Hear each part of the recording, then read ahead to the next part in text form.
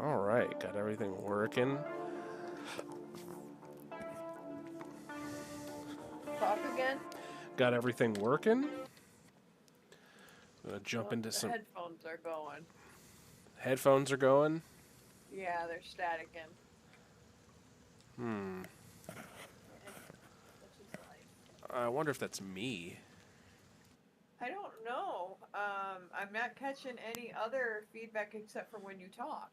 Yeah, that sounds like it's more like me than. Is it still going? Yeah, it sounds like there's dirty sound in it. It's like it's staticky, reverb, like a bad speaker or something.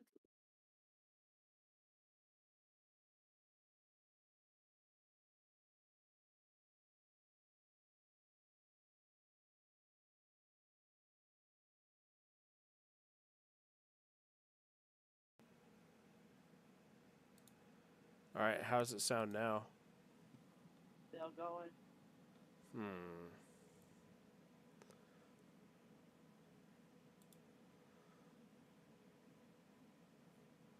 Nope, now it's going on mine. It is my headphones. I just started up Kings Road, Uh huh. and it's mine. I'll be right there.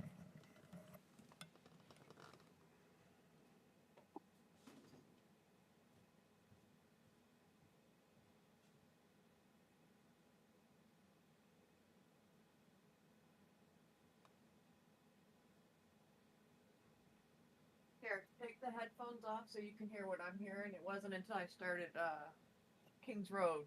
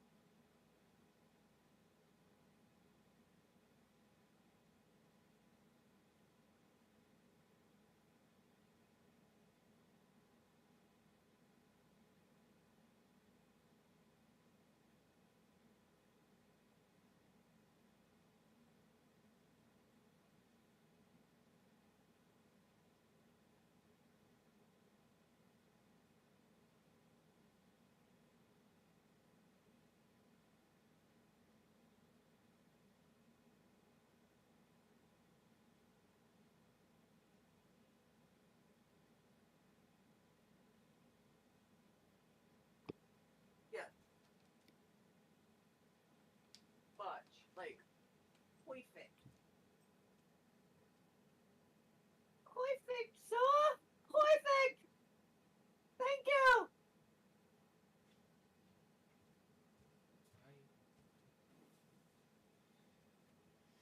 Nope, you get to stay in here because you're a wet pup. Yeah. You went and jumped in the tank. Jumped in what tank? Oh, Pepper. Was like telling her, "It's like, nope, you're in here." Yeah.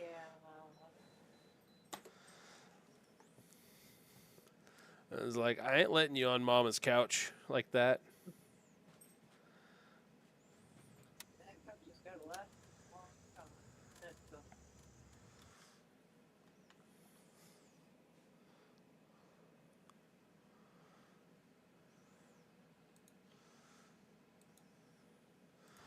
All right. It's okay.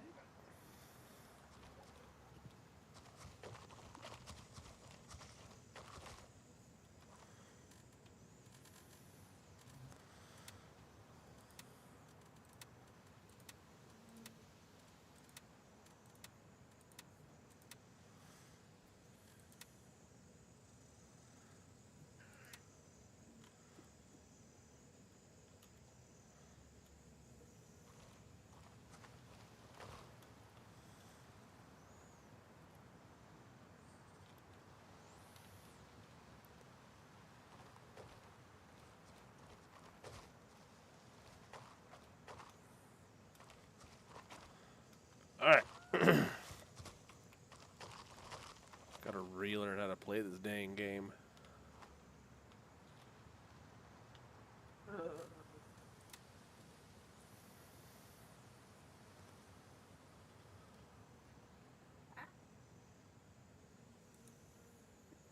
Negative. The destination is in your immediate vicinity.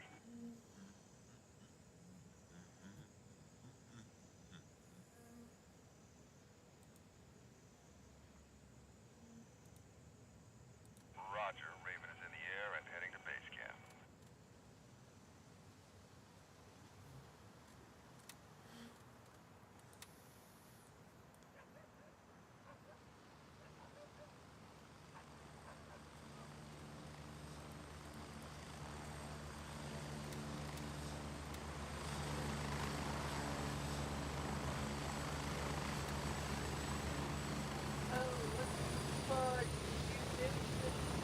Raven, wheels down and ready to load. Oh, Right.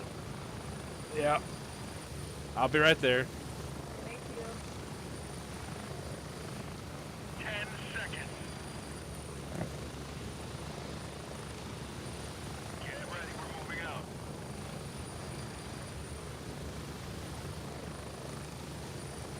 Get ready. 30 seconds.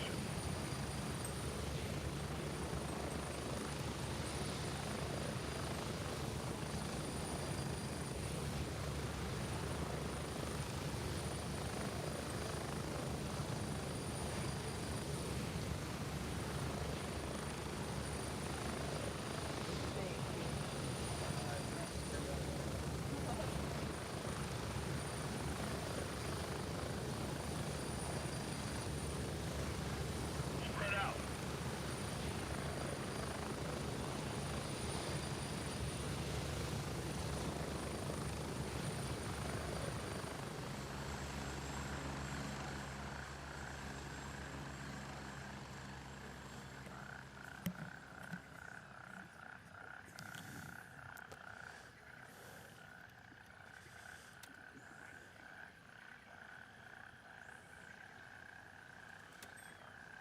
Two hundred 163.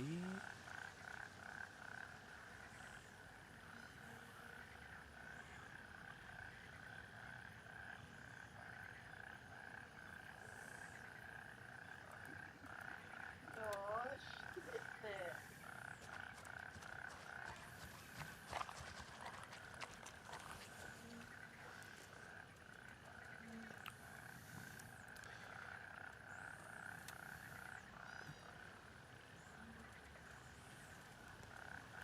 That was cool.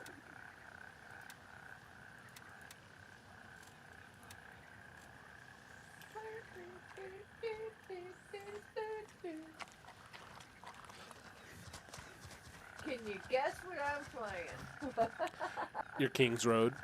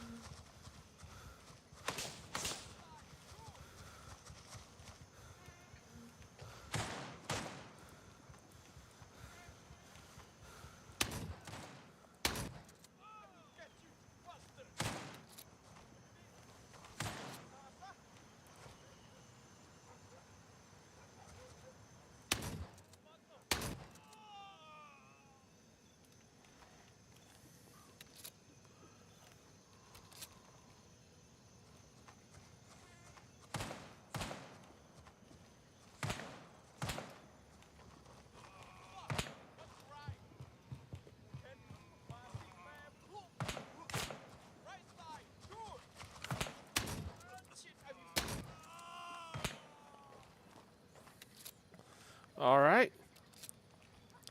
Got him. Yeah, give me that SKS.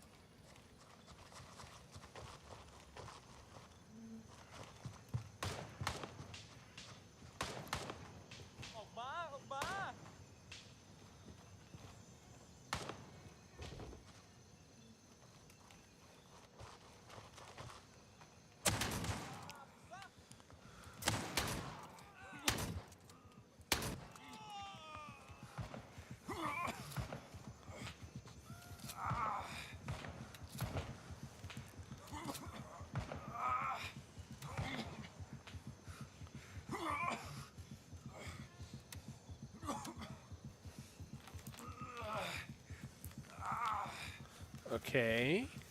Girl, start talking some grossness on the butt tonight. Oh, I'm gonna be like, oh no.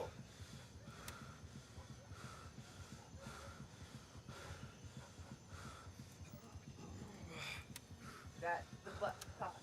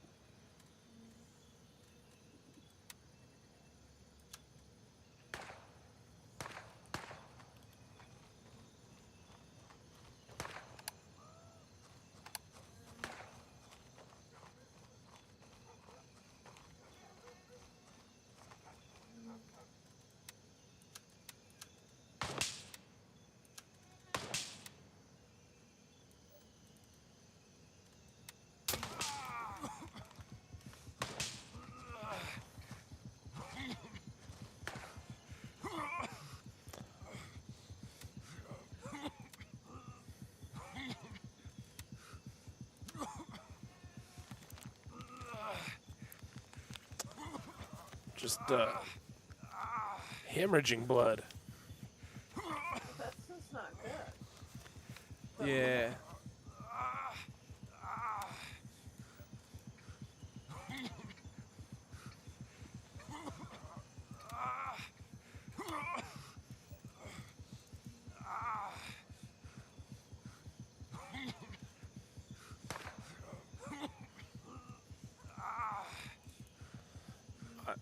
Man, I have tremors, disoriented, nauseous, vomiting, cramps, exhausted, out of breath, and suffering.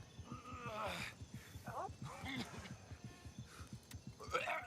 Oh, I just threw up. did you know? I did. I'm gonna eat a chocolate bar. That'll fix everything.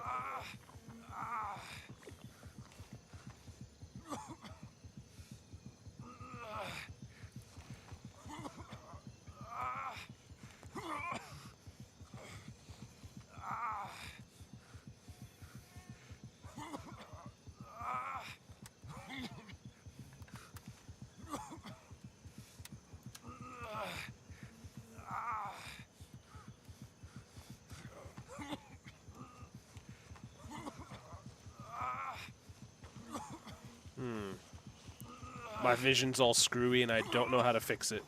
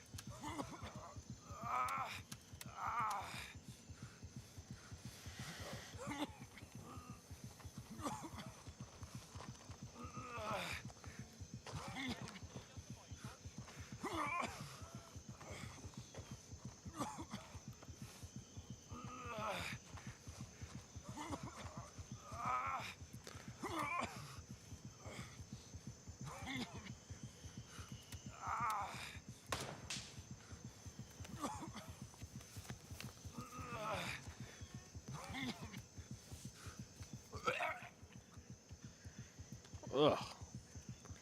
Just keep throwing up.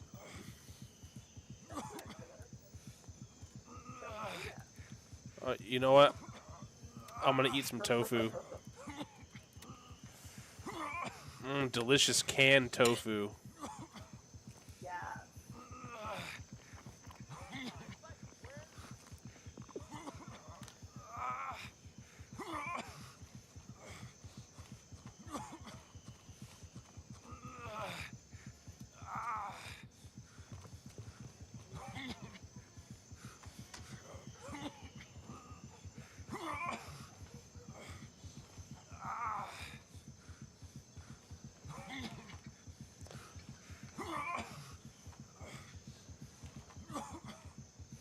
Found some chocolate wafers.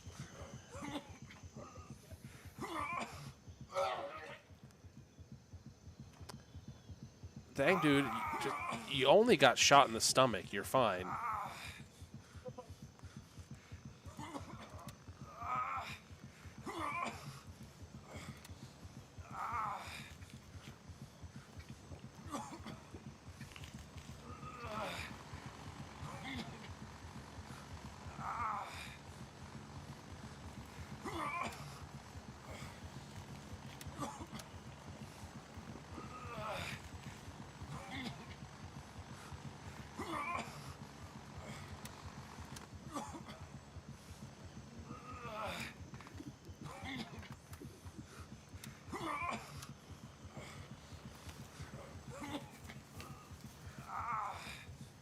Okay.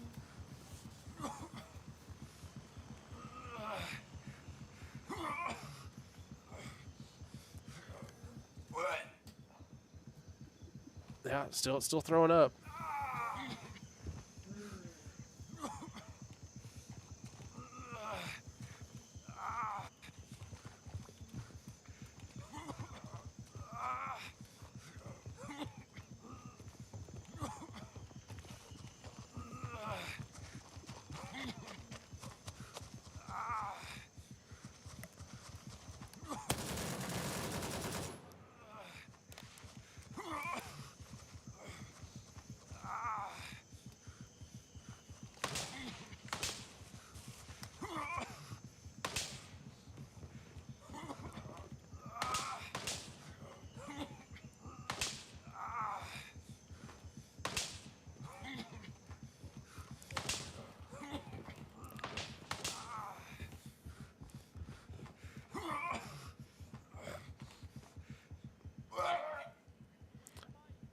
How do I stop throwing up?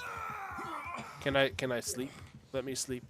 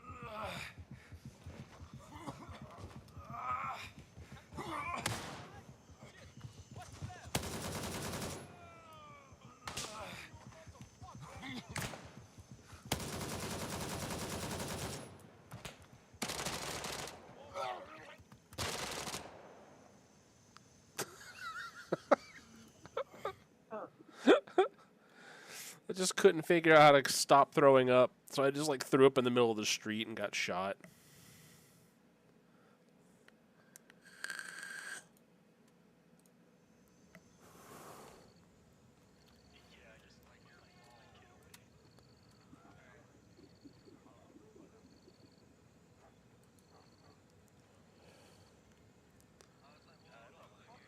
No.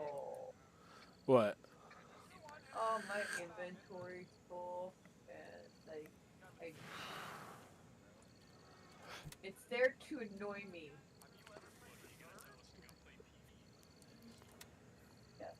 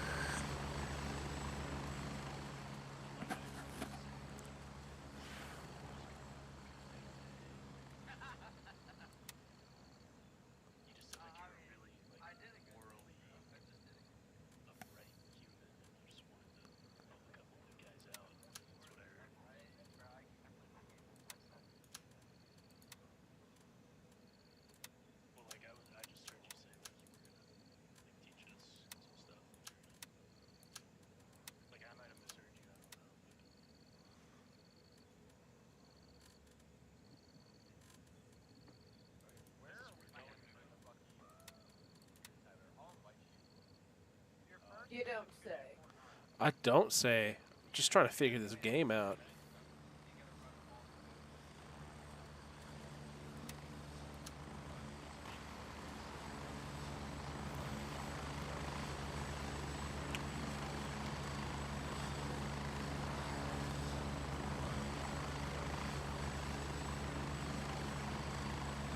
All right. I think I figured some of it out. Maybe.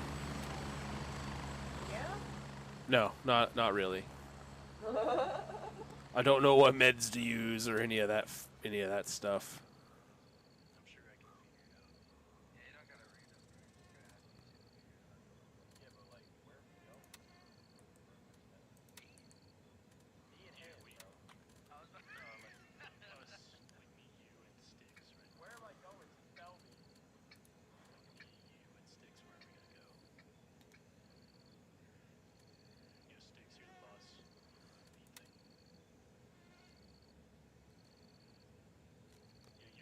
Okay, I got VoIP on.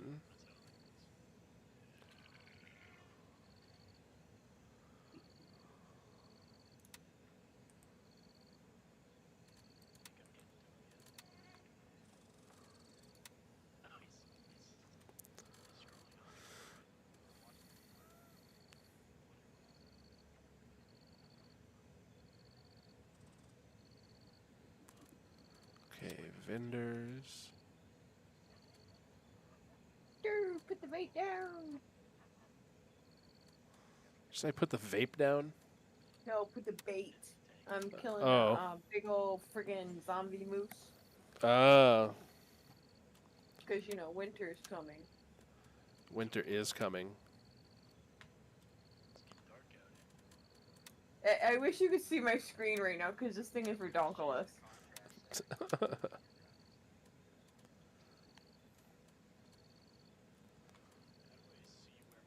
Woo! Come here, bitch head. Oh, that was too quick. Okay.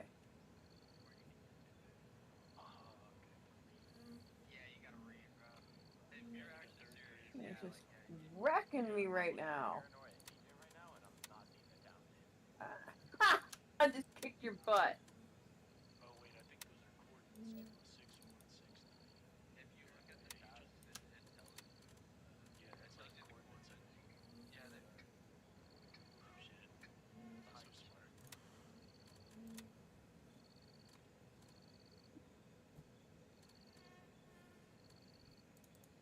Kick your butt.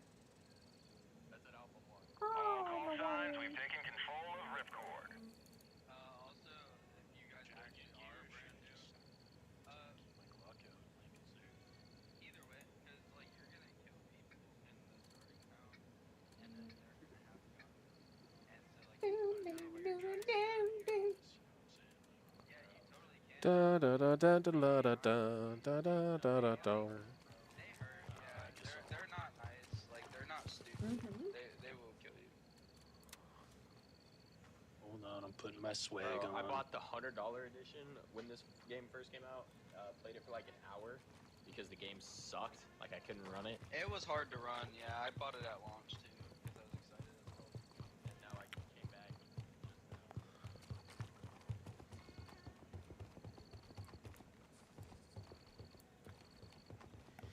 Just running out there.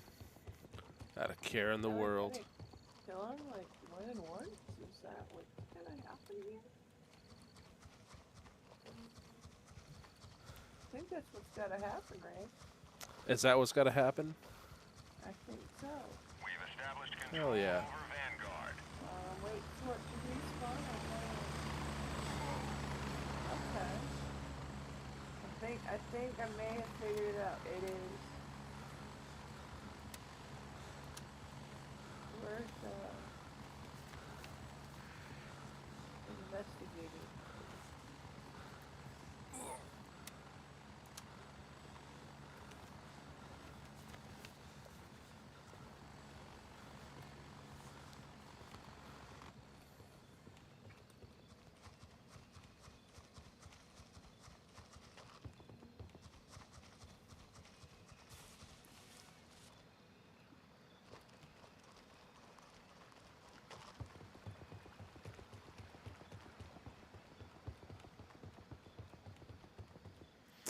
All right.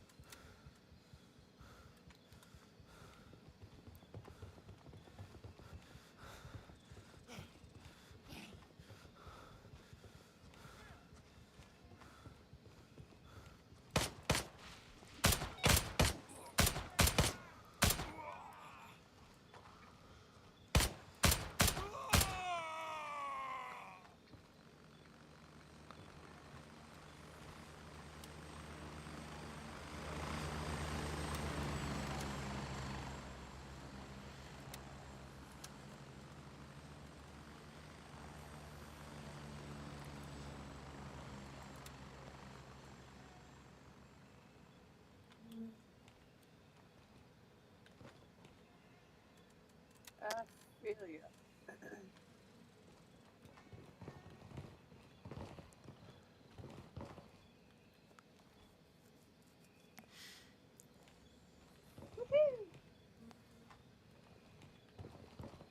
All right, ran across one guy. I found some bamboo shoots. Mmm. Lychee nectar.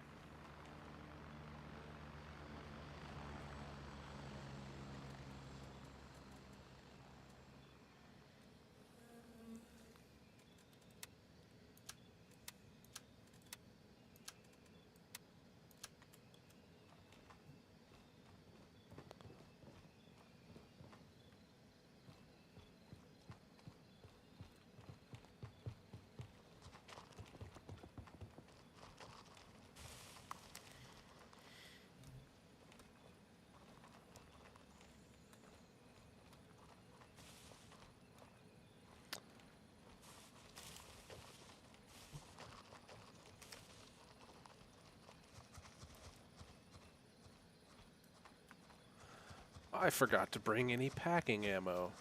Oh no. This is not good. That's fine. I'll just take it from someone else. It works too.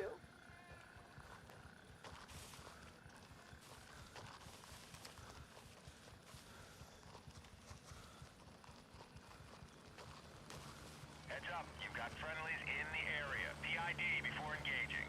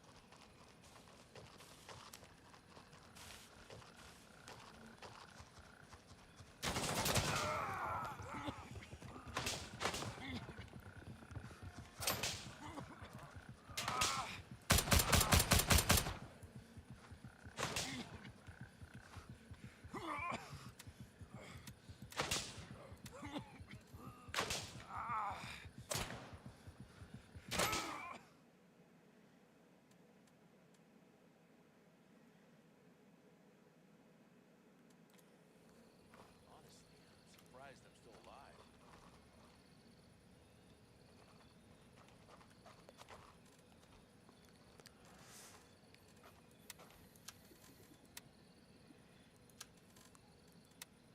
The guys who smoked us were no amateurs. He was a lucky one, that's for sure.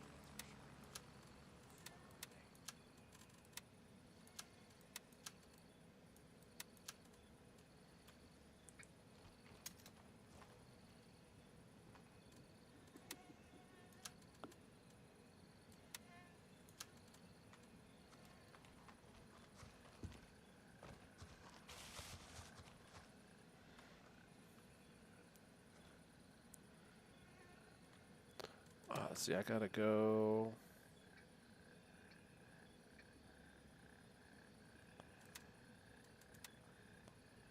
$199, 163.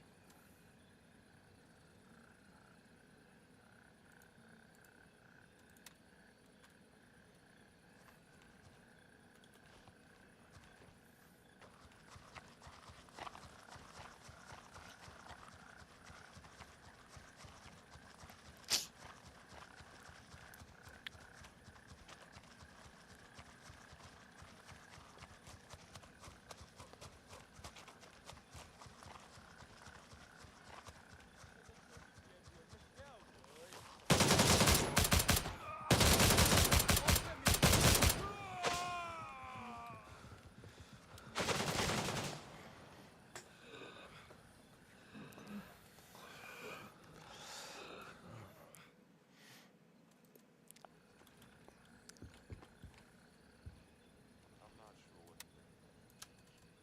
It's all fine. You have the big picture. The more you learn about this fucking country, the more depressing it gets. Honestly, us coming here probably improved the overall quality of this place, and that's fucking saying something. No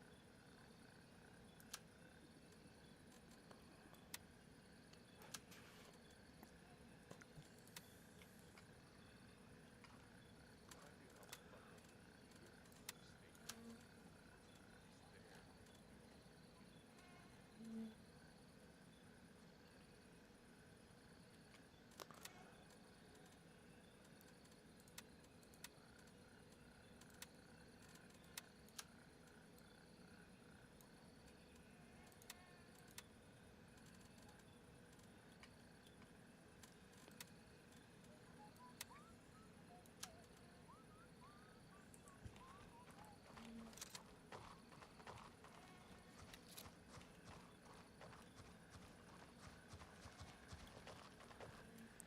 All right, map.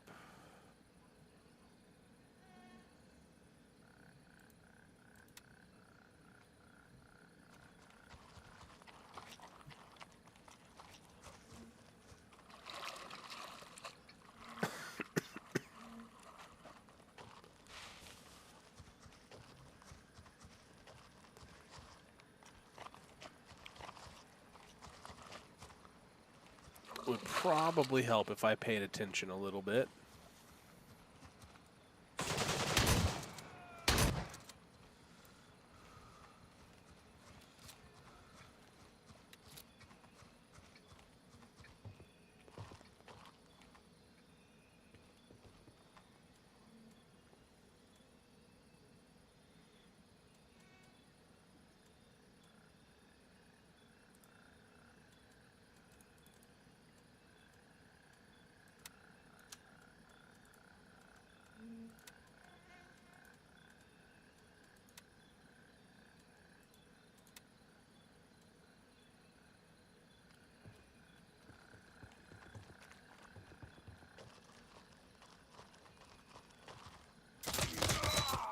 I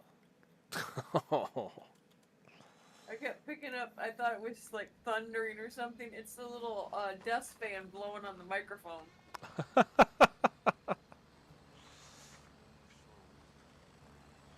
like, okay, well there's that.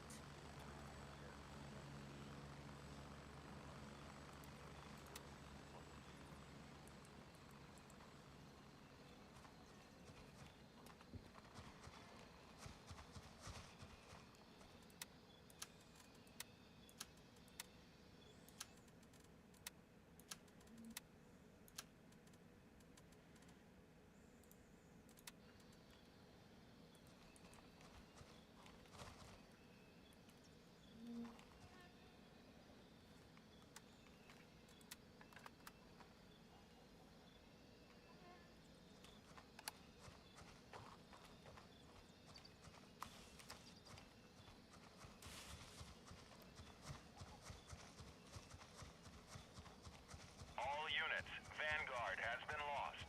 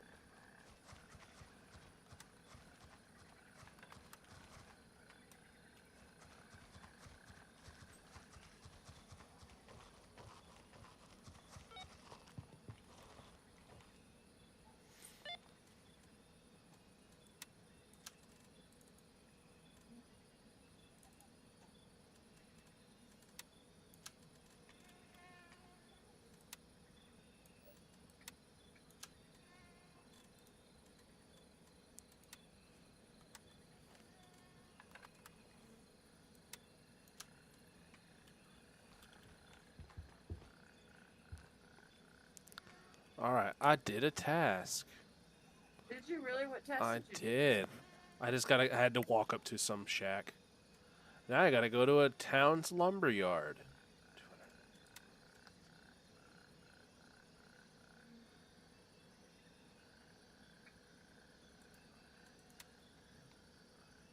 Yes, yes, yes.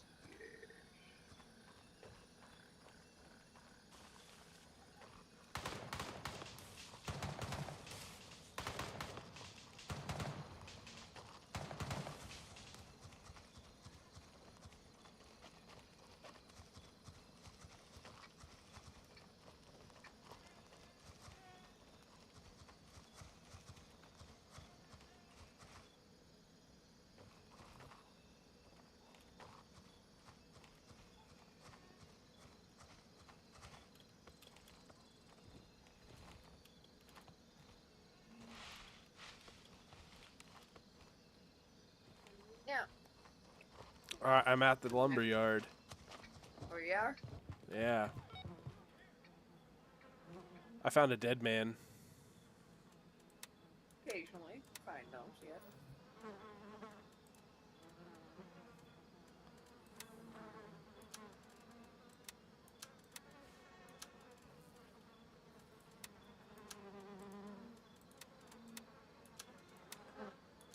Well, I'm taking all of this dead man's things. I am becoming him. Control over Tempest. All right. All right. I'm going to use the restroom real quick. Be right back. All right.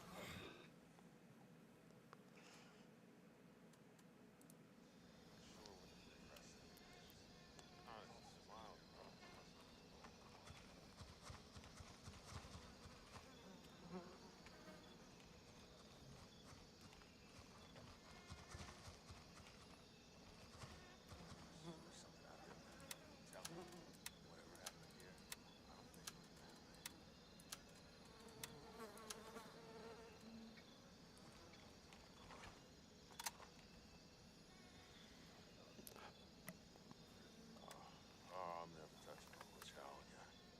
Got the shits for days now. Need to ask that lab chef for some pills. 200, 160.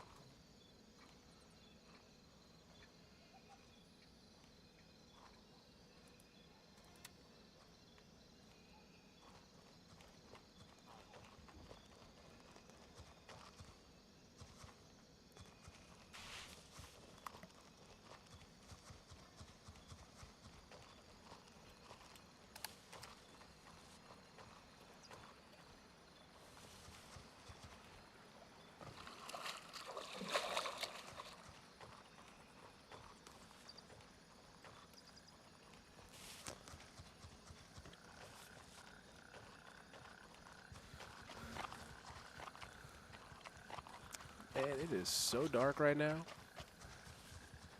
Eyes on Tempest. Hostile activity detected.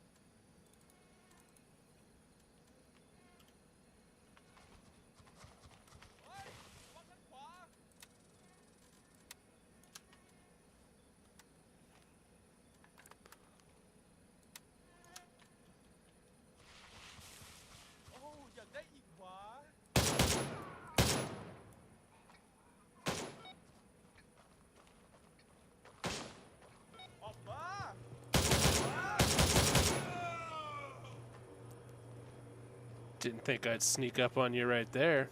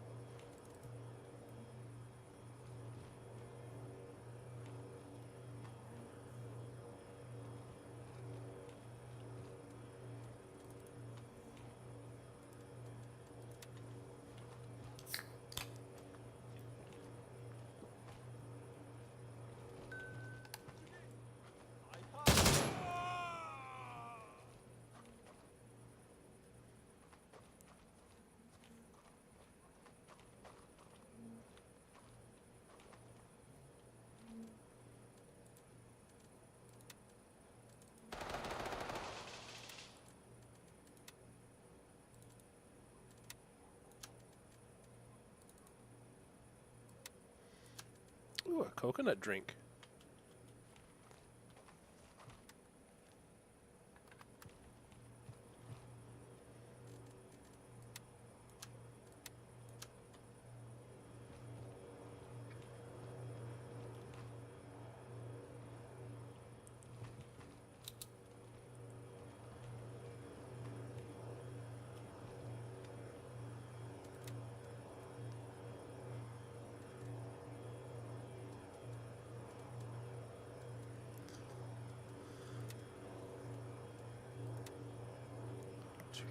One 63.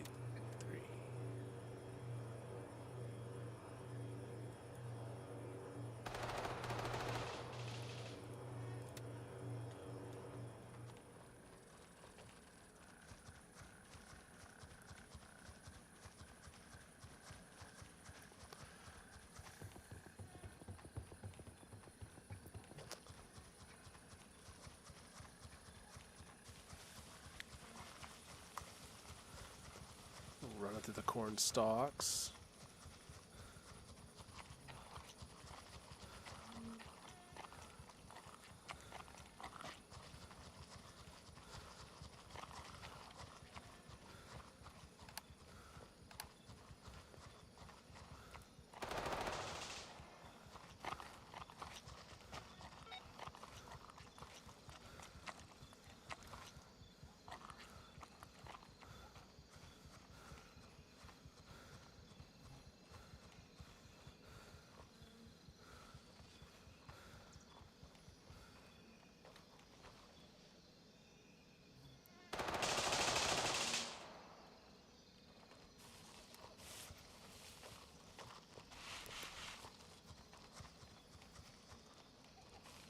Eyes up, blue forces nearby. Confirm targets before firing.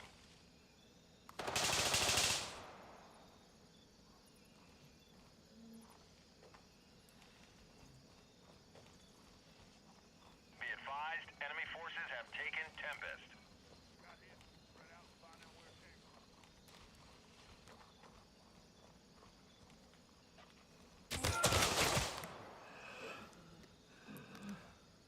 Damn it.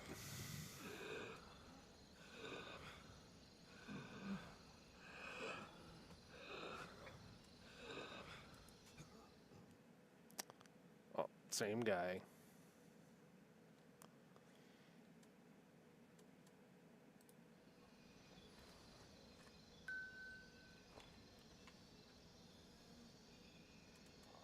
Oh, I'm never touching no chow again. Got the shits for days now. Ain't past that lab check. Starting to wonder if demoniac's working the rest. This entire object's a fucking shit show.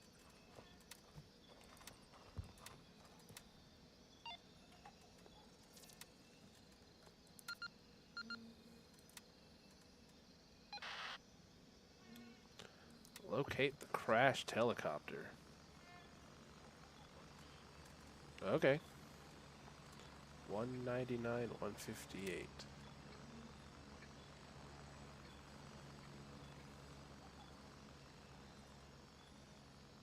Sure. Don't smile, but I don't trust him. He asked me, he doesn't give a shit about this. This place is a fucking shithole. People really think this. I knew when I fucked up not to do this. Shit. Today wasn't any different.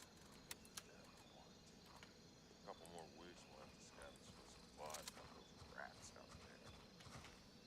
The guys who smoked us were no amateurs. Please, the local outfit, that's for sure. We'll get the fuck out of there.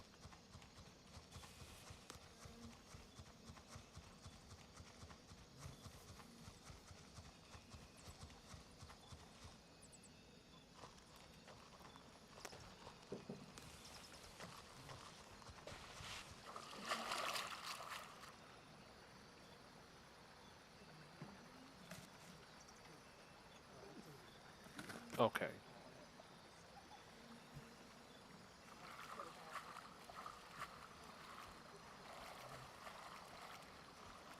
Fine to be sweaty, right?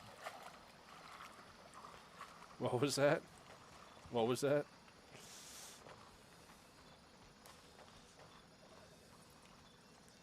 to be sweaty. Yeah.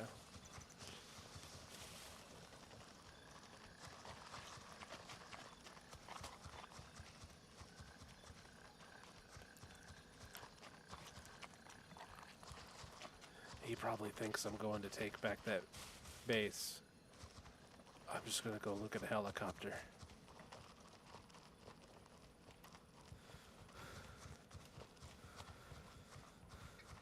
Hi.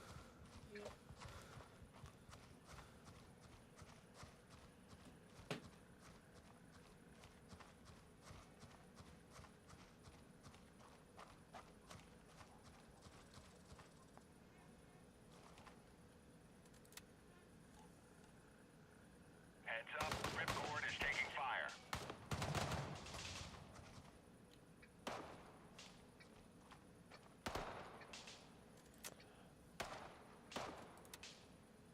$199, $158.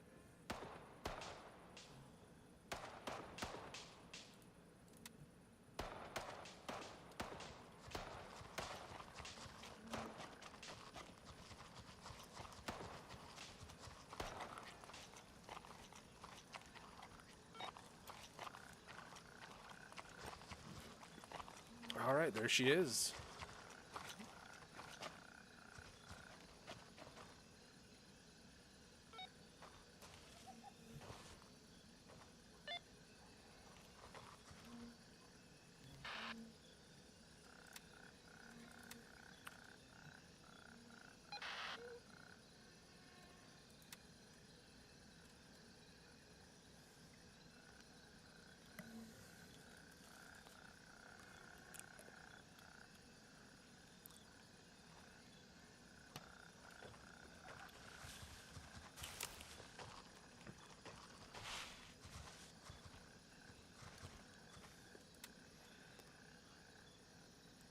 I guess that.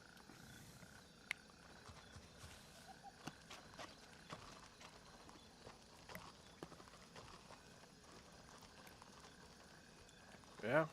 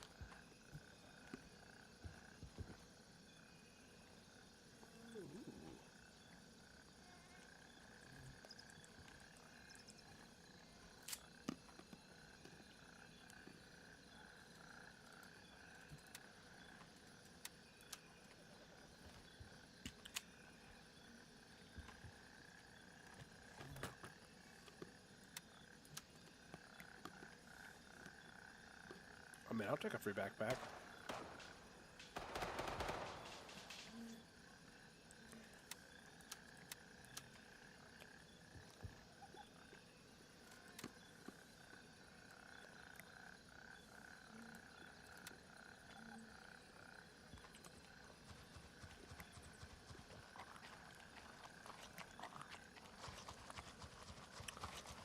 Should probably get to some cover.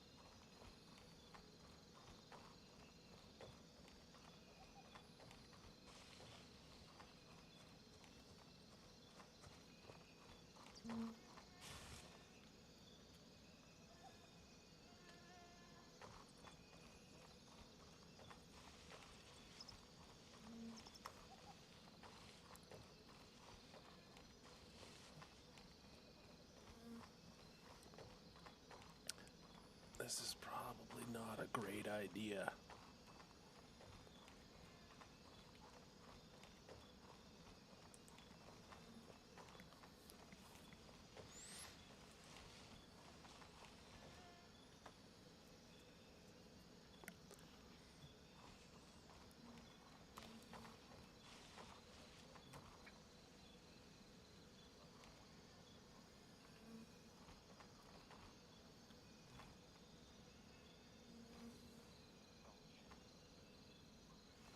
Like a fucking joke.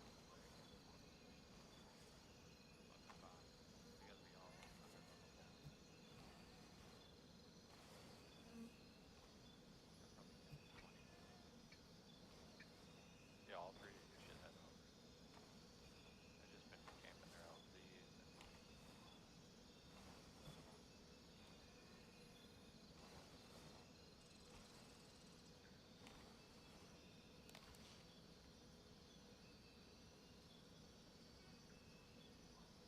I've been using ground guns and shit on these guys. They're that bad.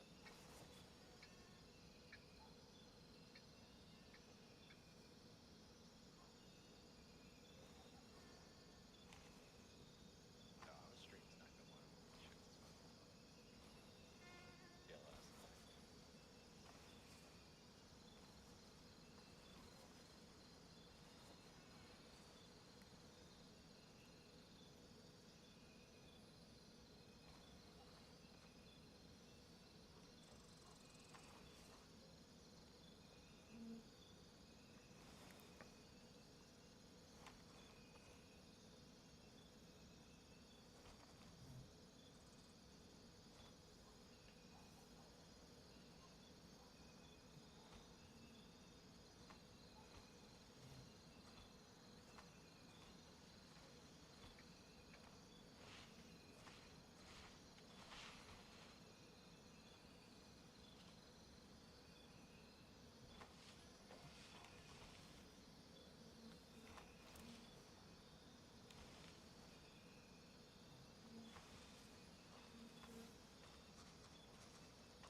Be aware, friendly units inbound. Check your targets.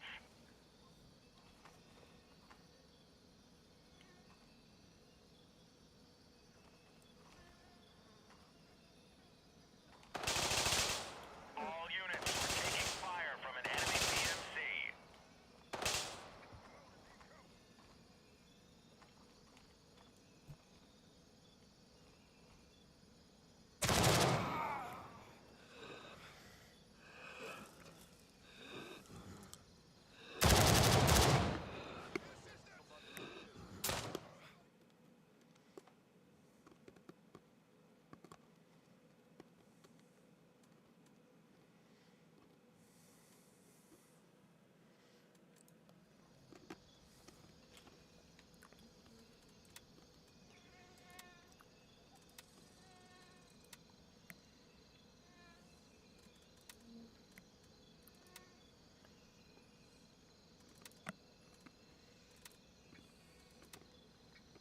Oh. If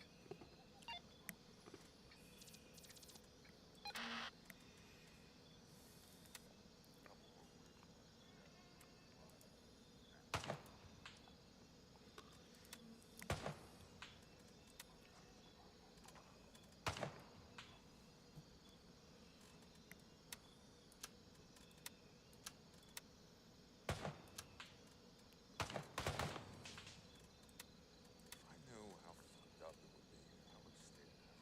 At least there you knew what you were dealing with.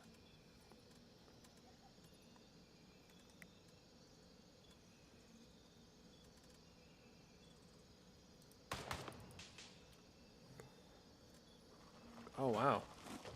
I actually got the Norenko CQA1.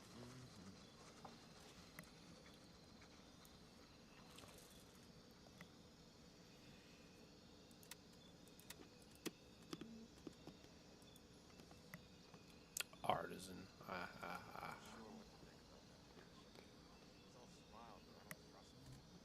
If you ask me, he doesn't give a shit about us.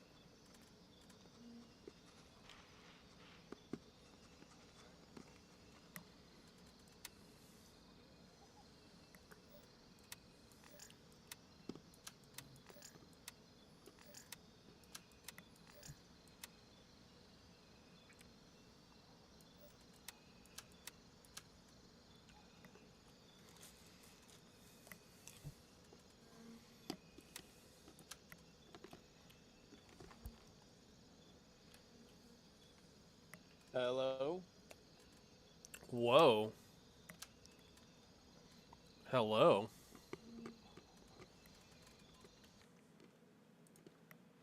Hello, hello, hello.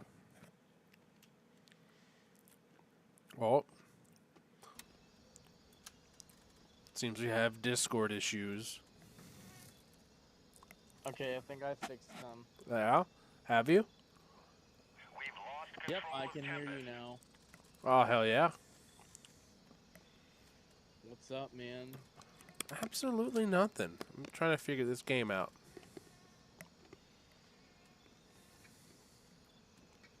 Hey, so I've been kind of thinking a little bit, man.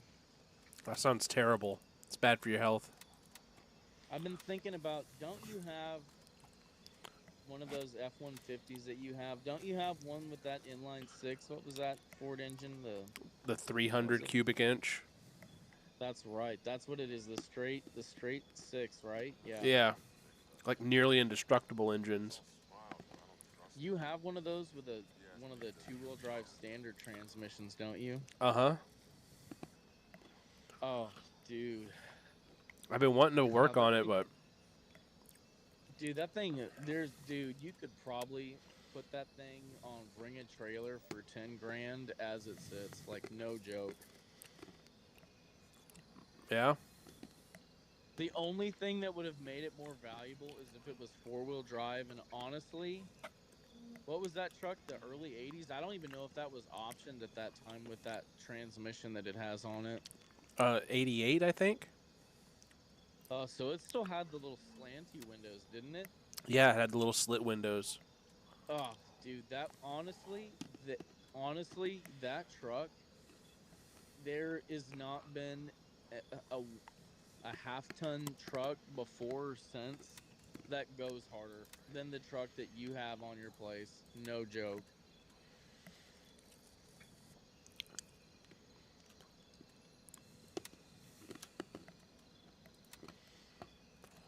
I probably should sell it at some point. What?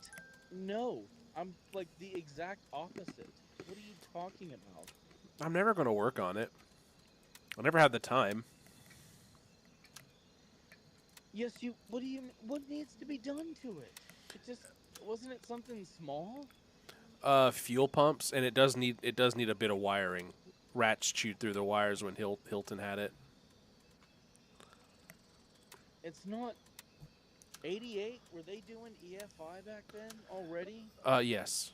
It was like it's Oh, actually what sucks is it's like the first year of EFI. Enemy presence confirmed at oh, Winchester. oh God. Oh no. Oh, I remember those. I thought those were still carbureted. Oh no. 87 it would have been.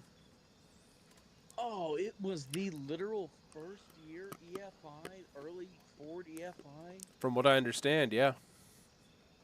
Oh God, dude, I am so sorry. That will never run right ever again. I am. Oh my gosh, that is horrible news. So your options are put on a carburetor, right? I know you're especially a huge fan of those. Yeah, they're the best. So like for $600, you could probably do a single plane carburetor intake and like a 400 CFM, whichever flavor you prefer, Holly or Edelbrock carb, right? Probably a little two barrel, right? Yeah. You get that for about $600, or you do that like Aces fuel injection kit, or I think, man, what is that one parts warehouse called? Rock Is it Auto. Dream? I'm No, not sure what. no, not Summit. I think Summit has a kit. Summit Racing has an EFI kit, and I think Edelbrock has their own EFI kit, and I think Holly does too, the Kill Shot or whatever. But those are like over $1,000 for the fuel injection, and it has to like learn and stuff, and like you got to do the higher pressure pump in the tank, and it has to be regulated. There has to be a return line put in. You know what I mean? Like It's a it's whole a ordeal. it's a whole ordeal. And that's like, dude, that's why I'm just like, man, like carburetors suck, but like, dude, it's like half the price. And you know what? If you don't want to buy a name brand carburetor, I'm sure there is some fucking Chinese carburetor on Well, Amazon that has like 5 stars that is like $20. they've spent all their marketing budget on buying those 5-star reviews. Yeah. And just have like a shit tier like Chinesian carburetor, right?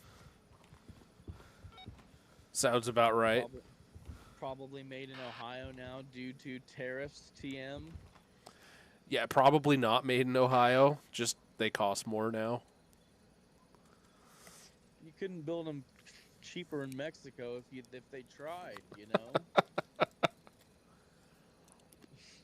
God, I forgot about that. Never forget about the Ohio work psyops where they earned pennies on the dollar with a unionized workforce. Like what? Excuse me, who? What are you saying? Crazy. Yeah. I had kind of forgotten about that. That was a trip, man. I mean, that's pretty wild. Like you getting flown out to Ohio for all that. It was all that and a bag of chips, man. I felt like a like a Like royalty.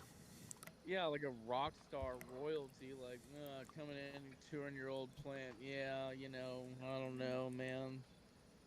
Have to move down to old corn-fed Ohio. Crazy. Find you a nice big corn-fed girl to keep you warm during those Ohio winters. Oh no, remember I was still like thinking about bringing my the mother of my child with me at the time. Oh yeah, I vaguely remember that. That was like the deal back then. At first, anyhow. Yeah, I know a lot of people when I talk about you having a baby, I'm like, no, no, no. He married this lady first because they actually like each other. Yeah, it was quite the yeah. Yeah,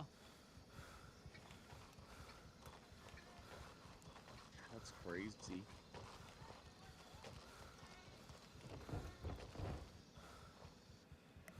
Anyways, we're losing focus here. We need to be talking about your 1988 Ford F-150.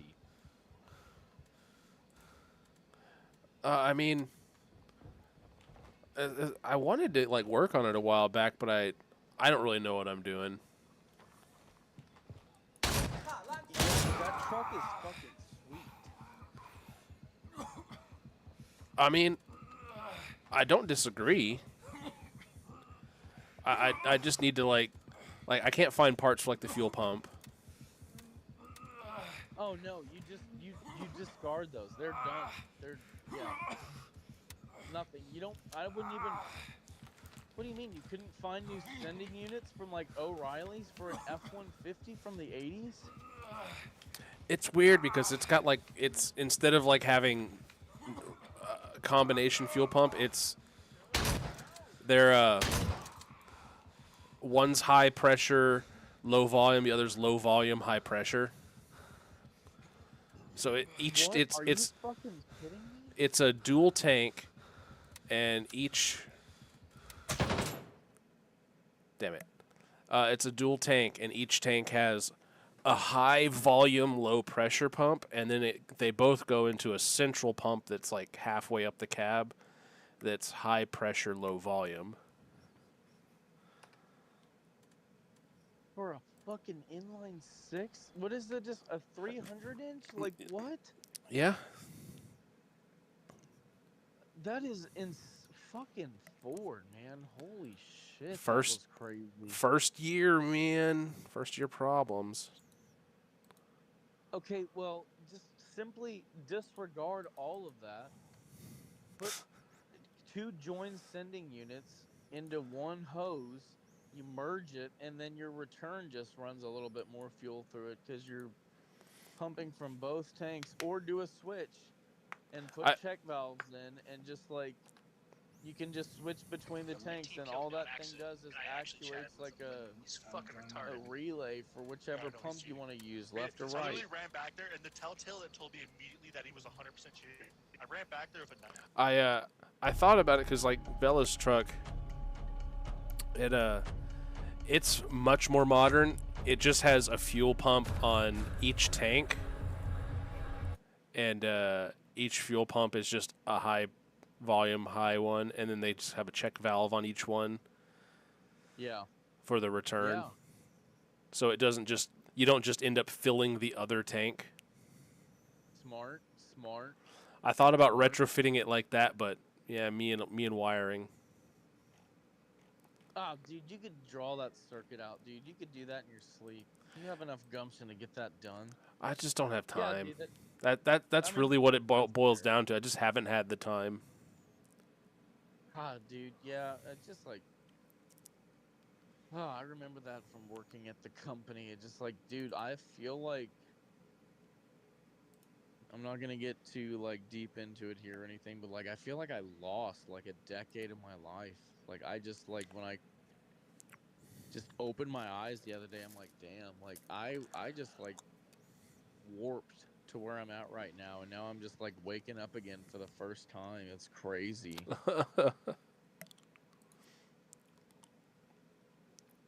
Dude, yeah, it's been a trip, man.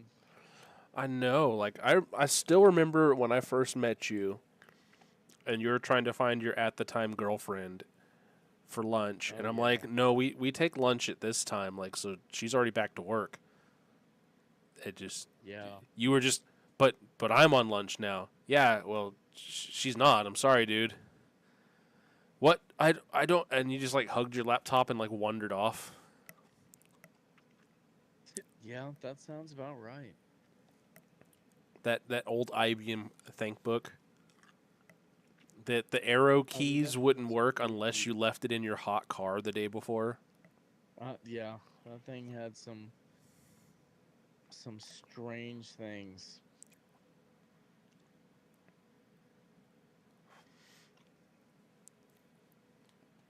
Yeah, that man, and I had the Duramax back then, didn't I? The truck. You did.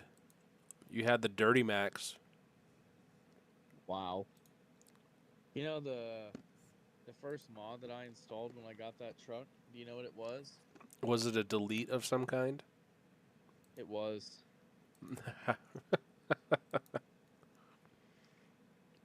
All right, what'd you take off? first thing was the tailgate delete kit. You know, I was gonna go with like I don't know if this is proper on a diesel, but like an EGR valve or something similar. Oh, but that was already done when I bought it. Or that would have been first. Am I right? Yes, of Okay. 100%. No, this was like a 2002 Duramax. It never had an EGR valve. This was pre major emission stuff. That was already done. It didn't have it. First thing I installed was the tailgate delete kit. Soon thereafter, followed by the muffler under the cab delete kit with a sawzall. I was about to say I like how you're describing a delete kit by or I like how you're describing a sawzall as a delete kit. Because I cut. I was like, I don't think it's called a kit when you just like take a sawzall to it. So it was crazy. Like you know how like people that don't know very much about like acoustics or cars or exhaust like Yeah, works. They'll go like just to the muffler shop and be like, yeah, put a loud muffler on it. And like that happened a lot with me in high school. Like my friends were all kind of like better off than me, and their parents wouldn't like pay for them to go get loud like cherry bombs or whatever put on their trucks, right? right. Like we were so dumb. It was just like cool to have a loud truck back then, and I'm like, fuck, man, I I know how to make my truck louder than all of you guys, so I just like cut the exhaust off of my Suburban right at the downpipe, like right after the collector from both banks. You know what I mean? Yeah. So it's just like shooting flames under the fucking Suburban anytime I accelerate under heavy load, or you know what I mean? And it is just the loudest fucking thing. It sounds like a tractor. Like it is just it doesn't sound good, but holy shit, it's fucking loud, and I just become infamous overnight. I bet Like damn, how much I've seen the neighborhood your mom lives in. yeah, it was just like, dude, how much money did he pay to make his truck so loud? You know what I mean? Like, cause that was the cool thing at 16. You know what I mean? Yeah, and that's just universal. Right. Like I look at my Hondas that I've just like saws all the muffler off of, like out the back, and I'm just like, why? Why would you? Why did I do that? Like a little bit of tone is nice, but like this sounds like a helicopter now. Like what? Like I had a friend at the company, and he had a Mazda 3, I think, or a Mazda 6. It was the Oh, sedan. I don't remember which. okay. But either way, it was a manual, which was already cool. And I'm like, wow, you got a nice exhaust. He's like, yeah, a 10-cent exhaust. Oh, And I'm like, what? He's like, 10 cents for 2 washers. yeah. Yeah, you take the thing off the exhaust, Yeah, yeah. off the muffler, and you Yep. put 2 washers for like a little bit of space. That was Yeah. it. Yep. You still might get a check engine light though if you're not getting enough exhaust gas, and you're gonna start running super rich with a downstream O2 with fuel injection though. I don't think he did it like on the exhaust. I think he did it like by the muffler. Like so Oh. after the O2, I think. Well, that would definitely change things, and that would definitely be the smart way to do it. Yeah, because it wasn't like super loud, but it just sounded a little more throaty. Yeah. Mazdas are cool. Hey, check out my stream on Discord. I can't right now, bud. My phone's only gonna be able to do phone call right now. Oh no, terrible. Yeah. I'm sorry. I pulled up automation. Oh man. We'll do just like Chrysler normally does and phone it in. So I'm gonna make a new car, A whole new car. a whole new car. What era are we in? Are we in the Malaise era? Maybe we're trying to compete with Ford with their first iteration of fuel injection in their trucks. Okay, so we need to make a sedan with with 88 era fuel injection to compete with Ford. I'm pretty sure they had fuel injection available before, just not in the trucks. Yeah, they did. I think a lot of the big 3 did. The trucks, especially the heavier duty ones, or the 300, which is a really already old platform at that time, kind of Yeah. just got like the least bit of attention, you know? Well, the only reason that 300 went away is there just weren't enough sensors for like OBD2. Oh 'Cause- man, what a shame. Do they still cast that like in for the industrial market or no?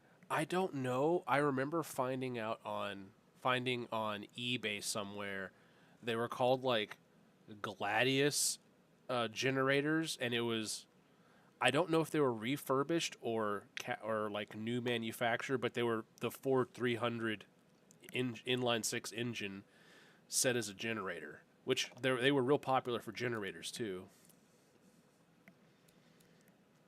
Yeah, dude, one of those in a pickup truck, like that is All you need. awesome. Oh man, they got the Dustbuster like Pontiac minivan in here.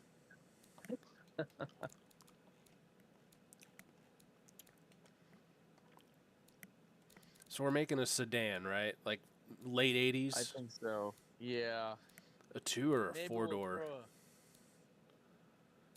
like a man, like a 4-door sedan. We're trying to compete with like the Taurus or something. Okay, so we're going like mid-sized sedan, family car. Yeah. All right.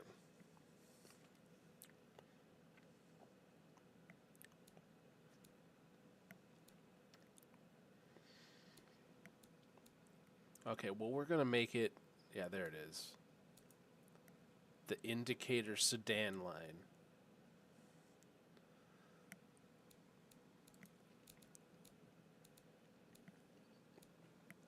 All right, so we got the panel material. We can go with steel, fiberglass, aluminium, partial aluminium, partial carbon fiber, or full carbon fiber.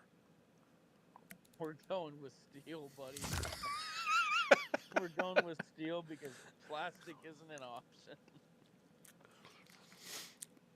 Oh, hey, but those new Saturns just came out, and they got them fiberglass door panels. The golf balls just bounce right off.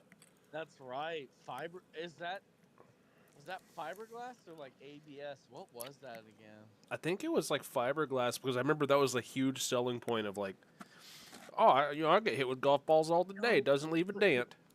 But the fiberglass doesn't bend like that. That was some sort of like plastic, man. I don't know. Yeah. No, because if it were fiberglass, it wouldn't deflect like that. It would have to absorb. It doesn't have any give.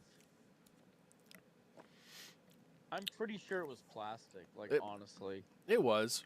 I just don't know what kind. So we're going with a ladder frame or a monocoque? Which one's cheaper? Probably the Ladder. tube, right? Yeah, the ladder framing is cheaper yet?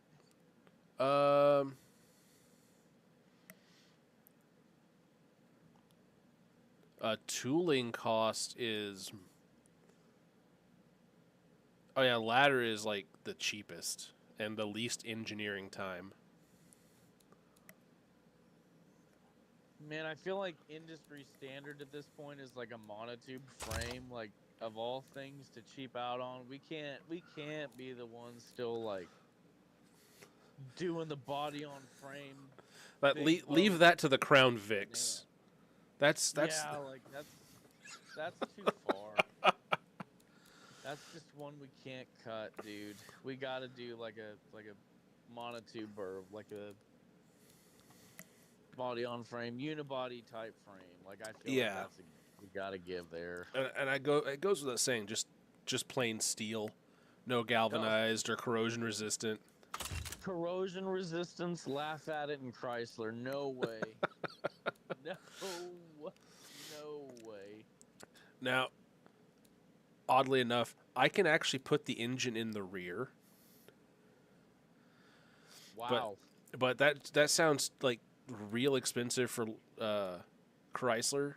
So is it going to be a front transverse or a longitudinal?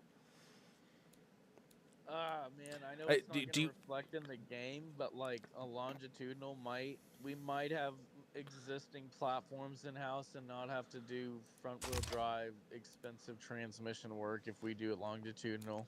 Okay, so we're going with rear wheel drive then. Yeah, they did do that. The Chrysler did do that. Yeah.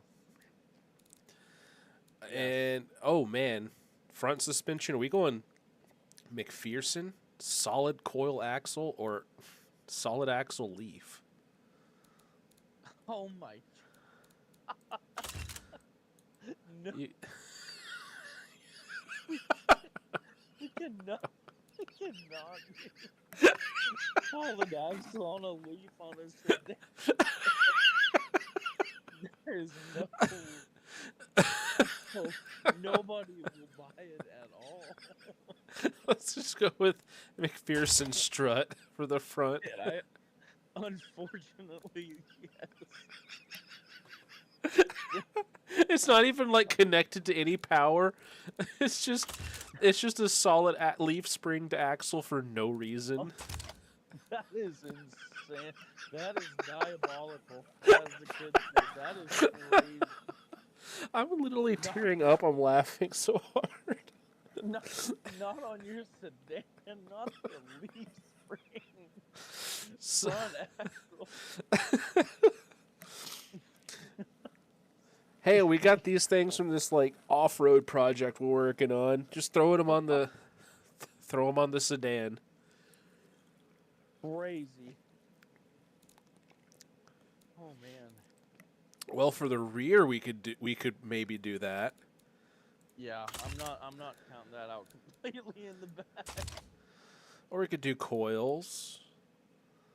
Coils are definitely classier and maybe a little more 80s period correct than just leaf springs in the back of the sedan is still like, oof, that's like 70s shit, really. Yeah, that's you don't see that unless it's like 60s or 70s like drag racing. Crazy. All right, so now we got the step of creating our engine. Oh man. All right. So it's going to be longitudinal. We have the option of inline, V60, V90, or boxer.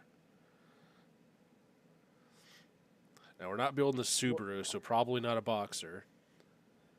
What does the engineering team think? Do we try to copy Ford's success of the inline six with our very own Chrysler in-house 6-piston powerhouse, the inline six? Do we try it, dude? Like, it obviously is doing numbers for Ford. Well, that's their truck division. We're trying to compete with the Taurus. Taurus comes in a inline 4 or a V6, making about 200 brake horsepower in the V6. Oh man, but inline six engines are also super cool. Oh, I agree. Well, you know what? Since we are making it rear-wheel drive, we might actually have the room for a inline 6.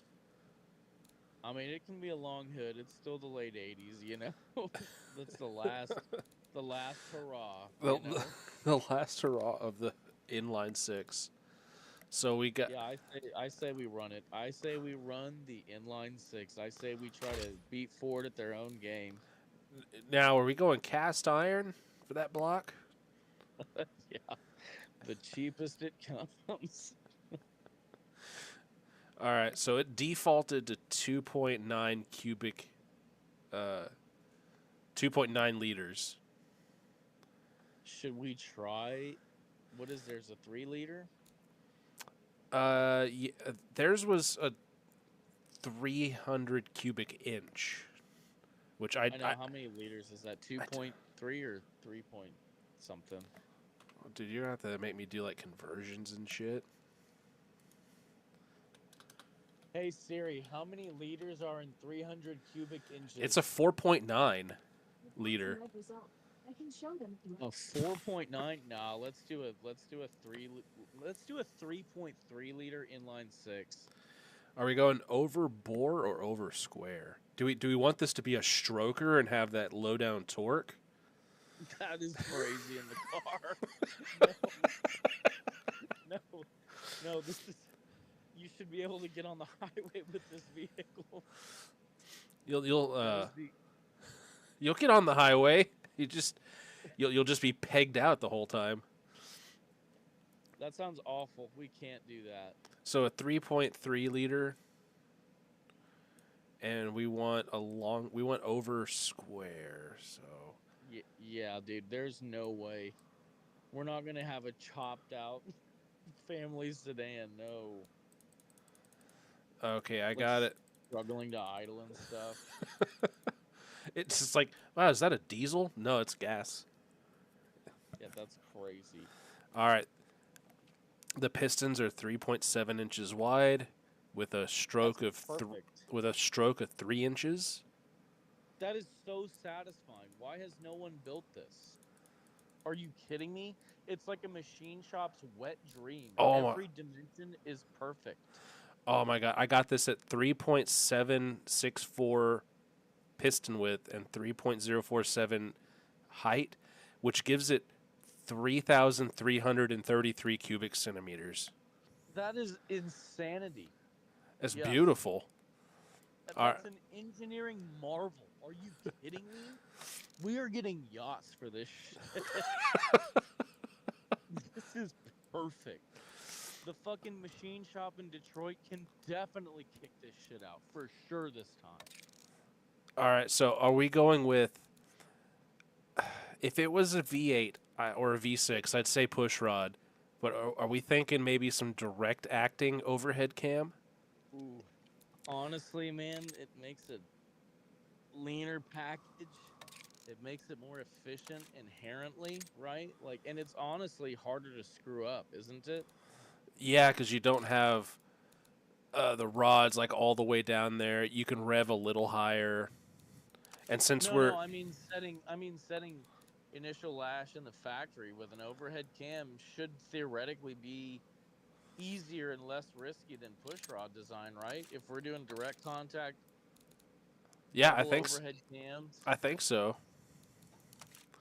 I think so too. I think we spend the engineering money and get, what do you think? I mean, we could I don't even know if we could do single overhead, right, and still push reasonable numbers. We might have to spend the dough and do the dual overhead cams. Well, we can start off with a single overhead cam, and I can come back to it if we have issues. All right, yeah, let's check the price difference and put that in the parking lot thoughts for sure. Okay.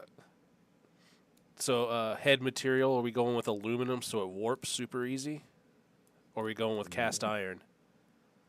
I mean, what is Ford doing with cars? Are they doing aluminum heads yet, or can we still squeeze by one last generation with cast? Well, I mean, we are making this engine kind of new, but I mean, we are making it with a cast iron block instead of aluminum heavy or aluminum light.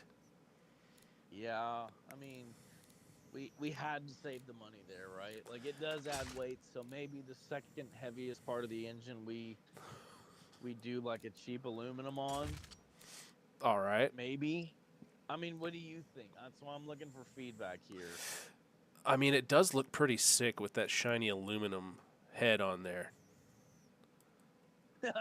Well, that's yeah. There's always that, but like we already skimped out on block material. We're gonna get some good displacement, some good stroke action for probably a lot cheaper than if we were an aluminum block. But on the heads, like we already kind of dialed it in. It's gonna be overhead cam. We want it to be a solid material. So like S- cast could work, but man, we're like racking up weight. What's that gonna do for crash ratings and blah blah blah, acceleration and all the shit they put in the press. Yeah, and we're not really saving much on materials cost or engineering Then, time. then let's do some Aluminium, Chinesium aluminum. Yeah. the finest Detroit has to offer. Yeah. Crankshaft, we have options of cast iron heavy, forged steel light, forged steel heavy, billet steel, and billet steel heavy. I mean, like, I'm sure Ford used forged, right? Yeah, the forged steel. Is that what they did with theirs? I think so. Nah, let's just go cast. All right. Uh, I'll at least go cast light for the con rods instead of Okay, just plain yeah. cast. Yeah, well, yeah. If we can shave a little bit there and save money, then we can throw all that dust back in the kiln and get some more material going. You know what I'm saying? That's a cost savings. Put that in the notes. Dude, I was talking to someone at work about that Ford documentary. It's on Netflix, but it's also on YouTube for free because I guess the company that made it just put it there. Based. It was from when they launched the 50th anniversary of the Mustang Mm-hmm. and the engineering things about it. And there's some stuff that I watched when I watched it back in the day when it first came out that I was like, I work at a factory. I can't believe they left this stuff in there. What do you mean? Like, I don't know. There was one scene where, like, one of the top engineers of this project, this old Indian gentleman, was just like yelling into a phone about like chip shortages and like I'm shutting the plant down. People are going out of work because you're not getting me these goddamn chips. Like, he's just yelling into the phone about that. There's another scene which I thought was kind of. Yeah, but you've seen people at the company freak out before, though. Oh At yeah, least I have. and I remember this chip shortage. I remember when it happened to us, and it's like, It was huge. are we gonna get ECMs in? I was there, dude. Yeah. Dude, I remember all of the like interesting things that happened to like get our product out. Remember, dude, I was there. I was helping with that. Yeah, I remember that. We both were doing stuff with that, weren't we? The positions were the same and both working through it. Dude, that was Yeah. intense. Because I remember the ECMs. Like, thankfully, we had enough of a stockpile that it didn't affect us. But we had other components that we couldn't get in. I'm so glad you mentioned that because I feel like that's one of those memories that I haven't shared with other people that I would have forgotten about. But that was huge. Yeah. Like, I'm talking just the hours that we put into like mitigating that was insane, dude. Mm-hmm. Because I remember, even though we had a bunch of ECMs, there was a shortage on like specific ones. Didn't we have? And they had to like. Oh yes. They had to like job edit and make them good for other engines. Oh yes, dude. And the trim files and everything for the injectors, like that was crazy. Yeah, just because it's like, hey, we have a lot of widget A, but we don't have a lot of need for widget A, but we need widget B, but we're out. So we got to make widget A fit widget B's. Do you remember the people that worked for the ECM company that would have to come out and flash things? Mm-hmm. Did you know that I eventually swindled myself a license for that before I quit that program? Like from the company. From them. It's like, hey, I'm going to be doing this. You might as well just give me a license. I had full control over all performance attributes and flash files for any ECM in our company worldwide. It was... I felt like I was holding the keys to the literal kingdom. I'm picturing you sitting at your computer with this program finally installed, and it's calling to you like it's the fucking Green Goblin mask from Spider-Man. Right. Like, it's just sitting on it. Like, you got the key, the license, numbers, like, on a flash drive in your sock drawer, and it's just calling to you. Come on, you want to go down to the construction site and mess with their RPM limit. Oh my god. Lock it down to 900 RPM. Oh, I'm thinking like the exact opposite. Like, you fucking set one of these things up as the fucking demon. Like the SRT demon. Like, this articulated truck is gonna fucking blow every single transmission you ever hook up to it forever and will feel juiced all its life.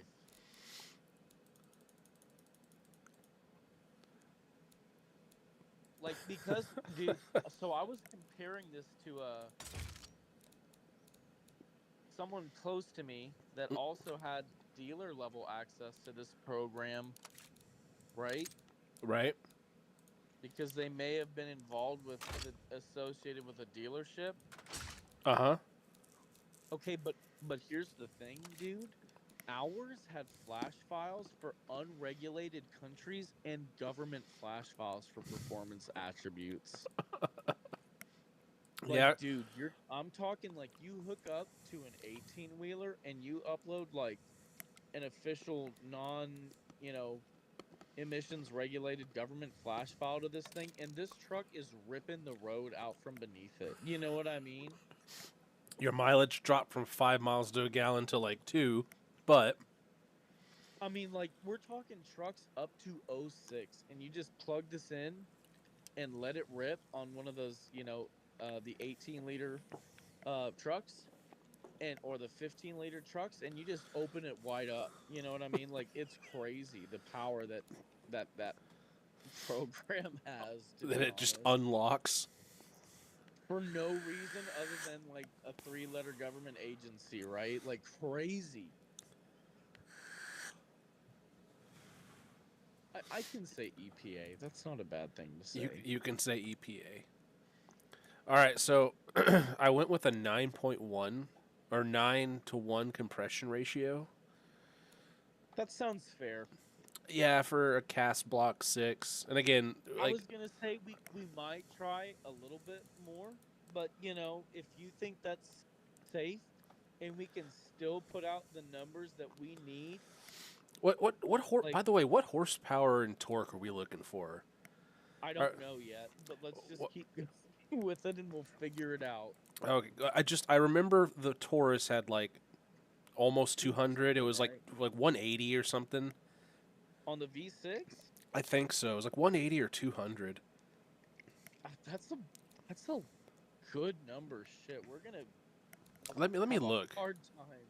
We're gonna have a hard time hitting that. Maybe we don't beat it there. Let me double check because I might be thinking of something else. Okay, well look at that. Yeah, like 3rd generation Taurus. Yes. 3rd generation. It had the Vulcan V6 and the Duratec V6. Oh yeah. In some market, if you bought the show, it was a Yamaha engine. All right. Well, we're not looking at the horsepower figures for the Yamaha engine. No. All right, that's What's average American market output for that? How far does that generation go until? till 99. Sheesh, man. Oh, Maybe we should be looking at second generation. Yeah, it should. That's why I was thinking of the 3rd generation, which is the bubble one. Okay, so this Yeah. had a Vulcan V6 and an Essex V6. Didn't we get the Vulcan? I think so. Yeah, we got the Vulcan because we had the 3 liter. That's the 3-liter Ford V6. Yeah. Man, 3-liter V6s are not bad even from that era, I think. Okay, They were solid. 140 horsepower. All right, bro, we're in fucking business. When did Okay. that generation end? This one ended 95, 91 to 95. So they'd be doing development about this. That's a short gen. Yeah, That because was, that's real short. What about the one before that? How long did the first one run? yeah, let's look at the 92. first run. Also had the Vulcan V6. That one ran from the EFI engine. Yeah, in the 80. First gen, I'm assuming. Yeah, 85 to 91. Okay. Yeah. That's what we're trying to compete against. Okay, yeah, and it's a 3-liter overhead A valve. 3-liter V6. Yeah, 2 overhead valves per cylinder, push rods, rocker arms. Oh yeah. The first we're gen, bringing it. the first gen compression ratio was 9.3 to 1. Okay, that's kind of a yike, but okay. 130 to 153 horsepower and 160 to 186 pound-feet. What was the top end torque figure? 186. I think Oh, baby, we got this in the bag. I think with being an inline 6, we're gonna crush this. I fucking samesies. Yes. You know, that one? It is fuel injected, right? The V6. Yeah, it's electronic fuel injection. And All right. they're walking 2 valves per cylinder. We got this in the bag. Yeah, we got We're 2 running valves an per overhead cylinder. cam. We're overhead cam as well. Yeah. Yeah. But we only have one head to deal with because we're not a V engine. True. This is sounding great. Now, one thing we could do, which them import Japanese motors have been doing, especially in the motorcycle market, we've noticed that after they put all the tariffs in about Japanese bikes over 500 cc's, they just really can't compete with Harley Davidson anymore, which is kind of the point. Like, they were just really crushing that market. So to like get the power of a bigger bike without being over 500 cc's, they're putting a lot of these things called turbos on there. Oh my God. Oh wow, that is a crazy spiel. I mean, didn't Plymouth kind of mess around? Yes, because they did Mitsubishi platforms that were turboed in some of the Plymouths. So yeah, and that was because they were freaking out about the Japanese car market around the same time as the bike situation. Yeah, because the Japanese, they're used to doing that because of all the little K cars that can only be like 200. 600 or yeah. Yeah, like super tiny engines, so they just throw like a little turbo on there just to give you a little bit extra. I mean, if we're going fuel injection here, that's research. Unless we're doing a blowback carb, which sounds like not fun for this. No. Honestly, No, we're we're set trying up. to compete with fuel injection. No, we're set up for. Um, I don't think I've picked. Oh yeah, fuel injection or intake is after this. So, are we going Yeah. natural or turbo? Oh my gosh. Let's go. What do you think Let's go about? let's go natural for right now. Like we can All always right. have the the hot rod guys slap one on there and see what happens. True. You give them enough monster and they go buck wild. Right. So Okay. so we're going in fuel injection. Are we going single point EFI or multi point EFI? I wonder what they were probably doing. They were probably doing port side dump EFI back in the early '90s with Ford, right? Yeah, I think most of them were doing that where it's just it's the same design because you're literally just pulling the carburetor off and just tossing a tube with some sprayers in it. If we do port side multi-point EFI, this thing is gonna idle like a fucking Rolls Royce.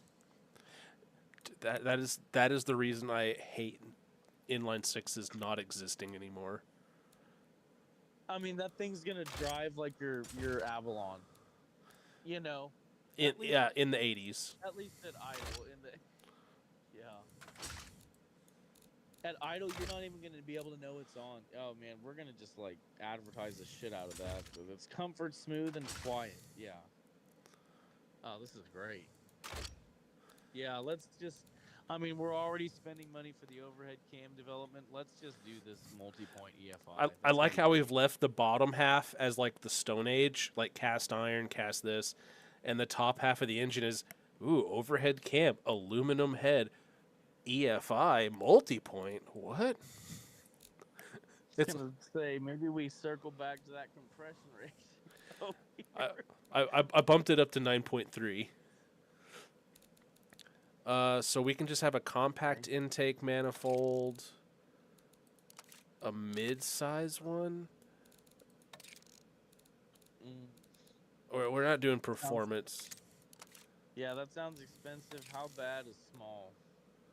Small's not too bad. Is it Standard. small the same as compact? Is it cheaper? Well, there's standard low, standard mid. Maybe standard mid. Man, look at us. I mean, that's a customer touch point. We wanted to at least look nice while the rest of this shit leaks, whatever. Yeah. Oh, you can even adjust timing, but we'll deal with that. Are we going with? No, we can't go premium. We got to go regular 91. Ooh. I thought regular was 89. As far as the game goes, it's low quality 85. Well, because this is Ron. Oh. Oh gosh. Regular 91, premium is 95, super 98, and then ultimate 100. What kind of numbers could we push on regular 91 with like precise timing control? We'll have to get the exhaust on to figure that out. Okay. But you see where my mind's going with that, right? Yeah. I keep wanting That's to. hard to say. I'm so used to messing with the 3D program from work. I keep yeah. wanting to use the same controls like middle click Manipulate. to slide and all that.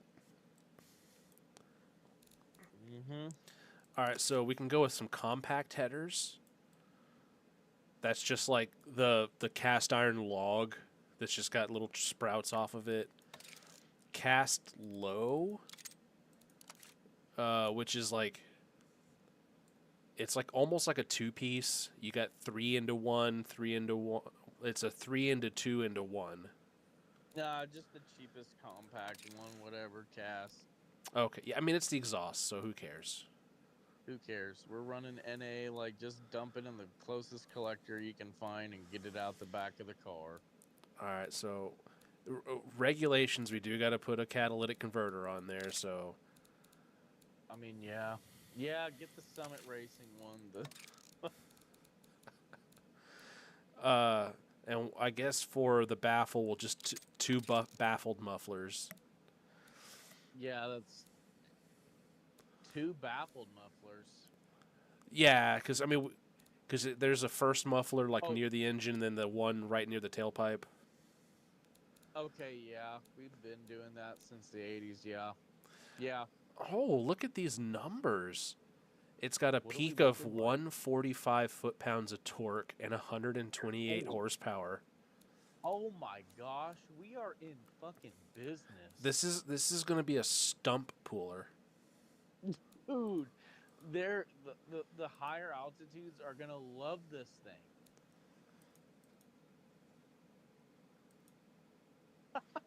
Like, watch out, Subaru. Watch out, Audi, when you can fucking plow through the snow. It's going to be like those F-150 commercials where the guy's like trying to dig up a stump and he's like, watch this. And he just like puts a chain around it and drives and pulls up all the trees. Dude, this is America's answer to everything they didn't know they even needed to ask. And all it took was multi-point EFI. No joke. And Dude, this is Ford still on done. regular. Dude, yes. We are miles ahead right now. We got to start cutting material. Okay. I'm glad I put a harmonic dampener on it, because if I take that off, the crank explodes at a mere 2600 RPM. What the heck? It's supposed to be internally balanced. Okay. The crank is having crank and the connecting rods are having slight issues. So I'm Okay. Oh, cast iron heavy didn't help. Oh, yeah, probably not. Cast iron light, they're going to break pushing that stroke, huh? Yeah, I guess it seems to not like being at. If we don't rev it higher than 5300 RPM. Oh, that is a turd. Yeah, that's like No. we're not even to our peak horsepower at that point. So I might. Put a balancer on it. It already has a balancer. And the harmonic vibrations, or is it like tension strength, or what's failing? Let's see. It says this indicates crank stress caused by high RPM, lowering reliability. So cast iron, I guess, is great for like low torque, high torque applications, low RPM. So I might have. Can we put sleeves in the cylinder, like aluminum sleeves? And I don't think we can do that. And I tried to put the cast heavy. It likes it even less. Shit. But You're just talking about the connecting rods or the crank? The Which one are you crank. talking about? The crank. So Well, if I what's swap below forged? if I swap it over to the forged steel, the engineering time is surprisingly the same. Material cost actually goes down from cast iron.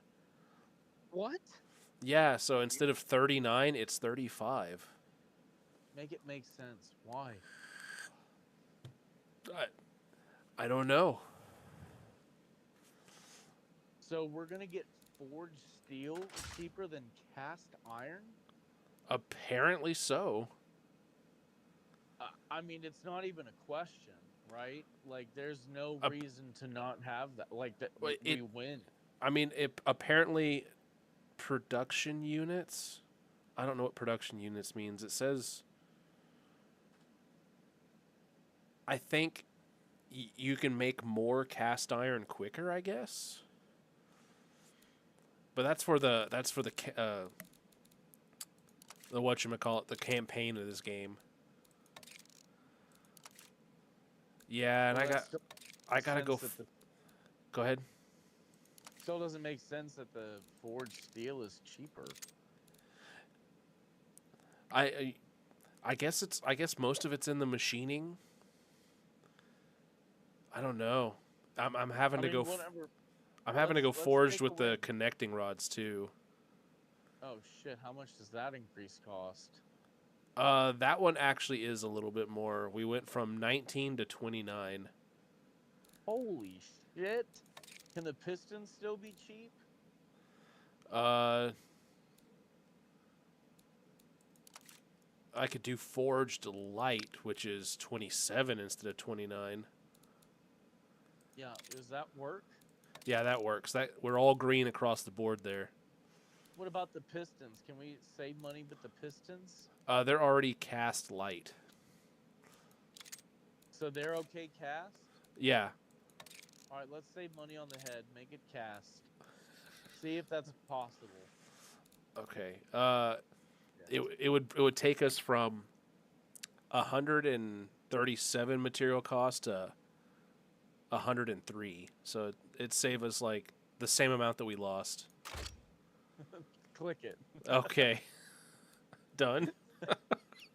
Does it still work? It still works. Okay. Just it's gonna be a little heavy now. I mean, shit. We gotta get a bonus for this. We can still, it still pushes numbers, right? Horsepower still looks good. Yeah, 149 to 149 Oh. foot pounds, 127 horsepower. I mean, we're still competitive, and it's still super like good off of the line with torque and horsepower. Is not like it's not a schlop, you know. Especially when the competition is just dumping fuel in the intake with a bucket, right? Like, you know. And Right. we haven't even let the guys in the back, the racing division mess with the turbocharger yet. Well, let's let's Oh, get some sales first. well, yeah. Okay, what else do we have to do? We We can. already did. I was messing with the ignition timing. Okay, what are we gonna do with ignition? We have to probably have that pretty close to par with multi-point fuel injection. Like that's kind of the whole point. We want to get an efficient burn that could definitely affect horsepower and torque numbers, depending on how we write our fuel tables. I advanced it a little bit. Uh, Seemed to improve some efficiency. We didn't lose any horsepower that I can see. Or torque. Oh wow, you can actually lean and richen out the fuel map. Yeah, let's not go too lean on that. Like we need to help these cheap components, so let's try to avoid ignition ping. You've already advanced it, right? Yeah, And we want to. just a little bit. How many degrees did you advance timing? It says -1, so like 1 degree. Okay, that's what happens when you do like 3. Does that affect torque curve too much or what? It honestly doesn't move it a whole lot. What about 4 or 5?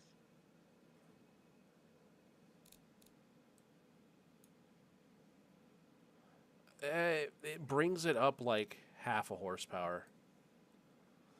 Let's ease into that. Let's ease into that while also looking at how rich our fuel is. I mean, I don't expect to go much further past like 6 or 8. Well, the But, like, the max is 5. Oh shit. Okay. Okay. Well, that's all it'll let you change. What's it do at 5? 5 degrees. It brings us right to 150.2 foot-pounds of torque. 128. That is what? 128.5 horsepowers. That sounds beautiful. Again, like poetic. Like maybe with the way this is configured, for the first time in Chrysler history, our tech team will not want to go fucking Scotty on us. Perhaps. Like I'm talking from machine to production to assembly to maintenance techs. Like all across the board, everyone can be happy, including corporate, the customers, and the staff. Like we check all the boxes. Oh, what? Oh, I can paint the engine block now. Oh, there's no need. You don't want a bright. What's Chrysler's color? Orange. Orange. Well, Chevy did orange too. Well, they do. I feel like they've all kind of done. I mean, even Chrysler even did like a seafoam green. They've all done everything at this point. Oh, that's just cool. I forgot they added this in.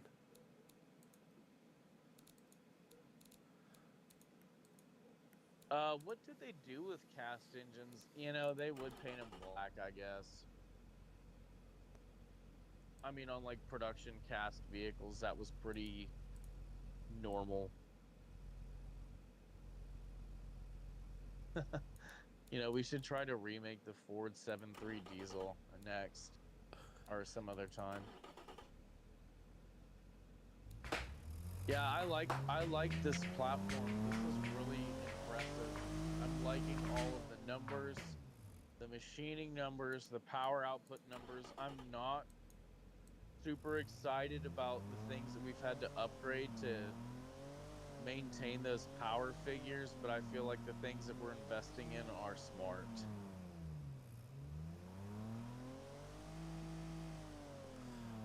Yeah, I'm running the dyno test right now.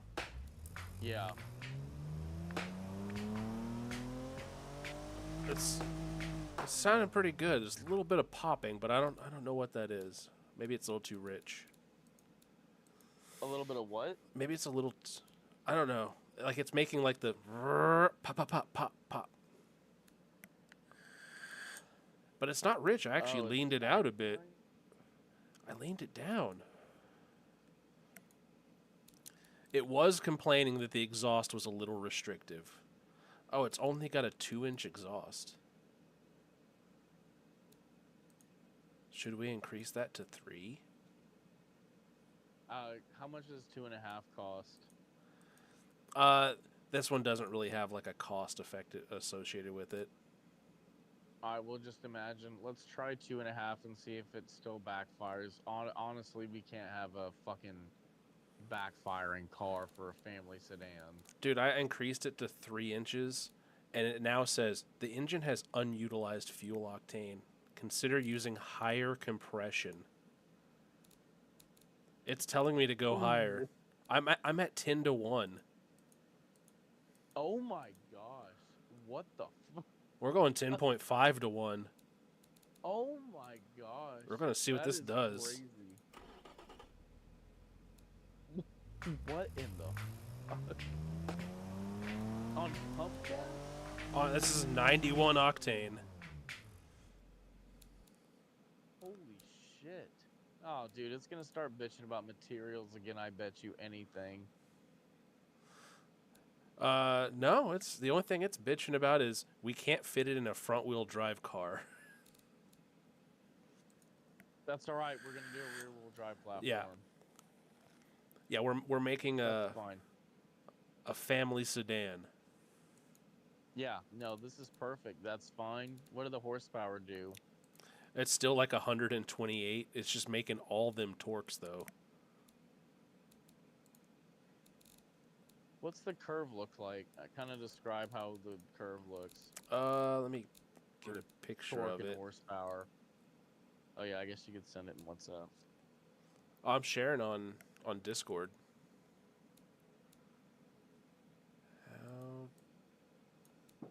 How Oh, my phone's about to die. Come on in. Wait, show me the chart. Oh man, that exhaust is actually heinous. Oh my gosh. I don't know how to. I don't know how to pull that chart back up again. Oh, there it is. Oh. Red is torque, blue is horsepower. Yeah. I could. 155? That's 6,200. Oh, that's for me bumping the compression up. Wow, that's really good. We'll just put the red line at 7,000. 6,200. Yeah. That's great. I turned my screen off. That looks great. Those are good figures. This thing's gonna be a fucking tank. All right, onto the car. Okay. All right. This is where we cheap out on everything. What? We're not Mazda. Oh, no. We're gonna fucking have to be after all this engine R&D and material cost. Well, just think we can also put this in the Silverado. You know, the baseline Silverado. Just instead of anything fancy on it, we'll just throw a turbo on it and call it a day. I'm thinking we give this thing a 4-speed automatic. Just like that. Yeah. Just like that. Yeah. Just Alright. like that. What color are you thinking? Pink. I mean, pink does fit the 80s. It sure does. I was thinking more like a maroon, maybe. We're trying to be like Love you too. We're not gonna be like competing with the Continental or anything, but like maybe like maroon or a brown, like burgundy color, huh? Like a brandy almost. How about like a champagne? It's a gold champagne. Oh, well, not too much on the gold. We're trying to be classy. You're a little more on the brownish. I think that could look real classy.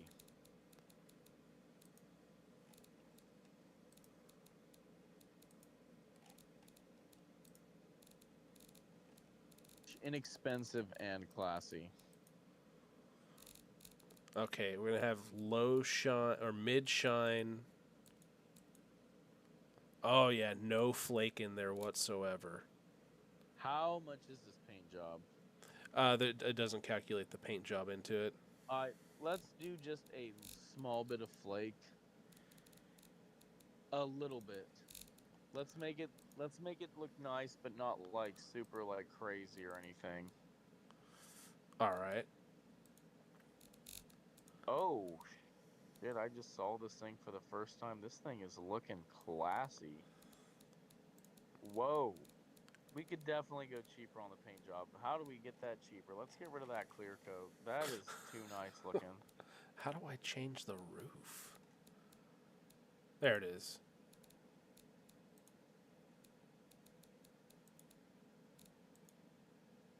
Nope. This is why most of my cars in here are red, because I don't mess with this. There we go. Oh, wow. That is looking... Bro, this looks like a car from the early 2000s. This doesn't look like an 80s car. I set the time to like 80s, so we're only getting like 80s stuff. Yeah, like 88. Bro, this looks like 2002. This is crazy. I'm not even mad. I'm just saying this thing looks like crazy for the 80s. Oh, shit, Daddy-o. Okay. Oh, shit. Got us some Let's look at the other ones.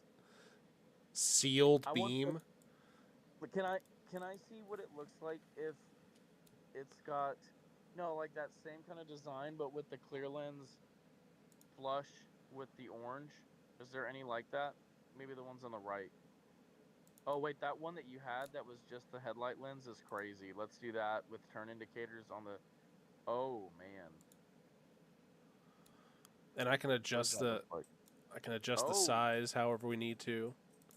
Oh, I like it. Oh yeah, narrow it down a little bit. Make it a little bit narrower. Little more squinty. Yeah. Oh, that looks nice. All right, now we got to figure out turn indicators. Are we doing that on the? We still got to do that on like the front fascia. Yeah. Now we can just Damn, go with some basic rectangles or squares. Yeah, let's do some rectangles, like small. Can we get that rectangle vertical though? Yeah, we can get that vertical.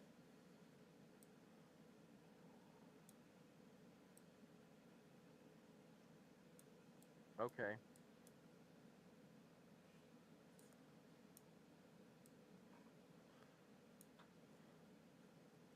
I'm so used to my 3D program at work. I can tell. It's kind of funny. Dude, this is looking good.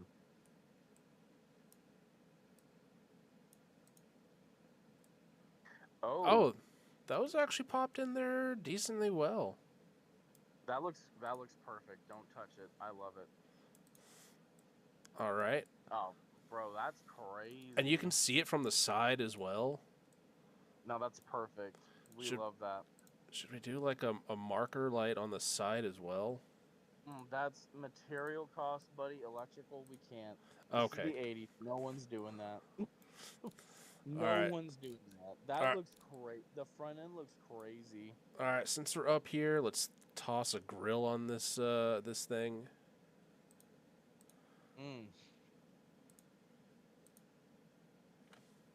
Okay, maybe that didn't do anything. Maybe something a little bit bigger, but not too much.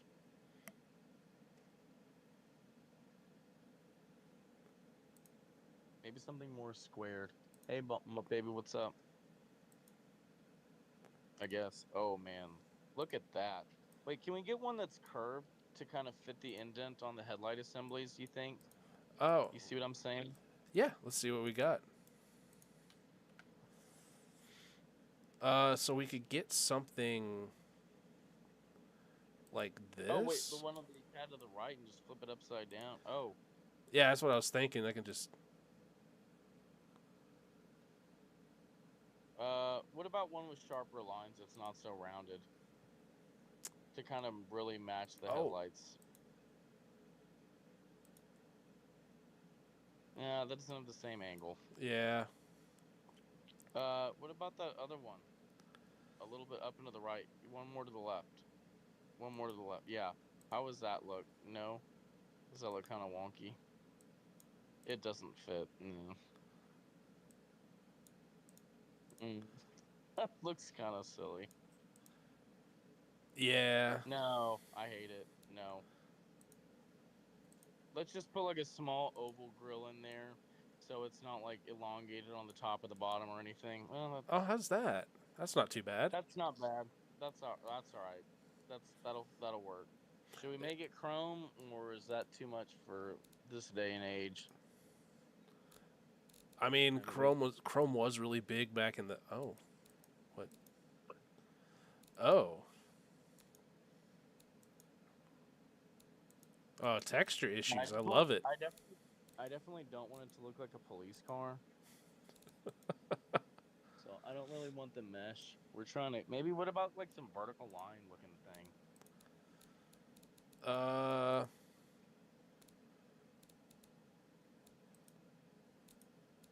Yeah, I think that's the best we're gonna do. Okay. With my limited knowledge of like the textures. That's fair. That's good. That's passable for sure. No, sir. Yeah, you saw what I clicked on. Yeah. We already did enough R&D on the front. All right, let's throw some tail lights on there. I kind of want to see... Well, we can't really do rectangles because of the shape of it, I guess. Well, they'll wrap around. So like let me show you this one. Just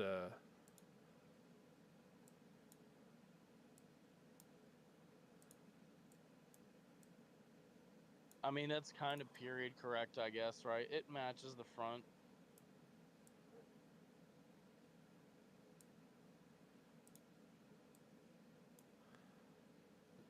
I mean, it's not the best looking, but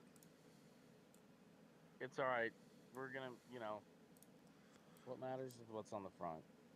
then we gotta have that. All right, Gotta had to have turn that. off my- Oh, you're good, man. I gotta mount that center-mounted light. Oh, this thing's tall enough. I can mount it on the trunk. What is it? The center-mounted brake light that has to be on there. Oh yeah, just put it in the back window Let's see on if the I- bottom. That's a very Chrysler's thing to do in the 80s. I mean, my Avalon's got it there too. In the bottom or the top? The bottom. That's kind of old school. That's interesting. No, I guess other cars have them in the bottom still yet too. I feel like a lot of more modern cars have them at the top. What's up, Nard Lord? What are we looking at on the top? Nothing. Okay. Yeah, honestly, you don't want a sunroof. It's added complexity. It's Yeah, that's more R&D, and then people are gonna complain. We'll have to fix it under warranty. Let's put an emblem on above the grill, still on the front fascia if we can, if possible, Okay. just centered. what are we gonna put? The Chrysler. Let's go with like a later Chrysler design. Let's do the wing and just try to put like the flying wings sign above like the grill, kind of like they did on the 300s and the Town and Countries. Or either if it doesn't look good in the top of the grill, let's put it in the middle of the grill and see how that looks.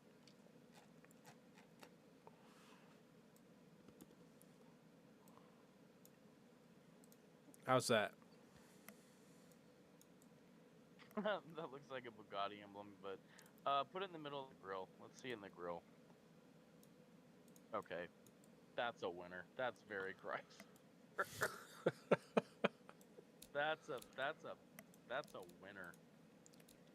All right, I gotta throw some door handles on there. So this is late '80s.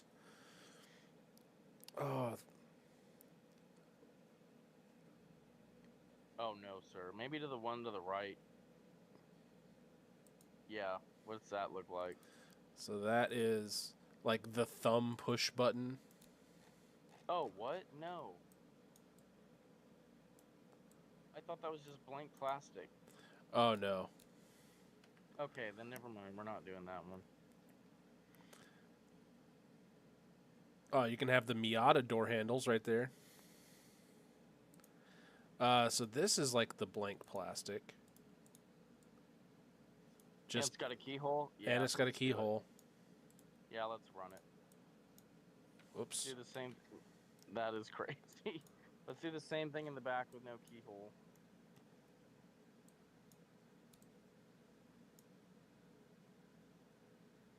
Keep it on that body line, a little bit below that body line. Yeah, that looks good. Oh yeah, that's a winner for sure. All right, and since we're on this side, are we gonna do the proper American thing, or are we gonna throw that fuel door on the wrong side of the car? I mean, who helped us make this engine? Did we get any Nah, let's throw it on the left. We know who's gonna be buying this. Yeah, it's not like it's a Dodge or a Ford. Like we don't have market share outside the U.S. Especially not right now, yeah. Did you put a cap? Oh, I was like, it looked like you were just putting a little cap. I'm like, no, sir. No, we Yeah, gotta that put looks it great. down a little. Yeah, right there where it's a little more flat. Less Yeah, it's cheaper. yeah, less engineering time. Oh, we should put some mirrors on too. I love you. Aw, tell her I love her too. She heard. Aw, I love you too, Warren. You too, buddy. Aw. What do you think? I'm almost thinking more like a soft rectangle. Something like maybe that. Ooh, that's looking very European, but like I guess we could dig it. We could try it. Let's go to the.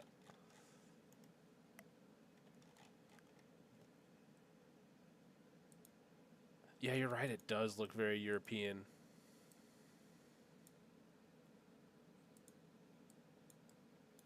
They're Okay, kinda look small. very small.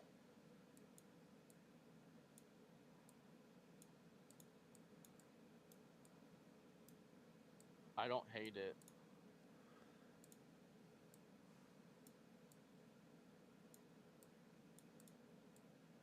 Okay, I think I got the proportions right. Yeah, I don't hate that. That looks good. That's acceptable. That looks good enough. We don't have to wire in electric controls for that. They can just move that with their hands. We'll make the little nub on the inside so they don't have to roll the windows down because those will be broken too. Yeah. What is that? Antenna. Oh. No getting away from that. Yeah, not at this time. Hey, we're going old school. Put it on the front fender. The front fender. Remember the 80s cars? Yeah. Right there. It doesn't have to be a mile tall or anything, but you know.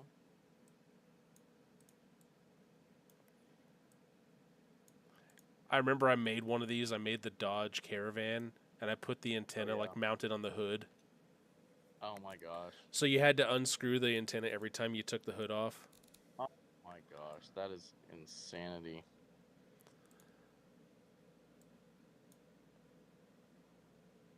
There we go. Throw in a little pocket for a license plate. That looks great. Yeah, it really adds some like depth to it. Yeah, this thing looks awesome. Nope, not doing that.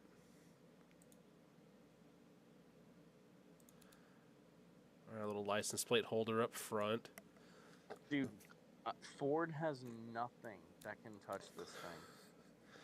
They have nothing. And what does Dodge even have? Their like little Sprint. Well, we're Chrysler. We are Dodge, but oh well, true. I keep forgetting they're together. But Chevrolet, they have some mid-sized stuff, but it's all trash, and everyone knows it. What is Oldsmobile? It's gonna be Oldsmobile the '98. That thing's a front-wheel drive pile of shit, and everyone knows it already. Their cars vastly underperform in performance and efficiency. They're so bad. Their EFI is almost laughable even compared to Ford's. This car is going to kill it and save Chrysler for real. For real this time. Yeah, no, like for real this time.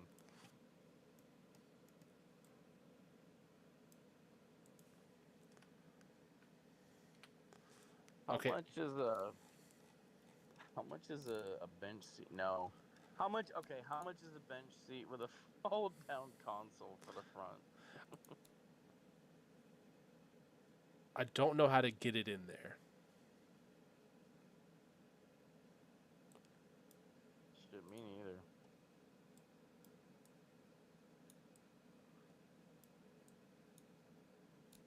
Nope, come here. You got to be doing something wrong with your camera or something, right? I guess. So this is new. Like the interior stuff's new since the. Oh. We definitely don't need the kick seat on the back. This isn't that oh, what was it? Was it Suzuki? No, the Subaru Brat. Yeah, where they have the seats in the back of the truck bed. That's crazy.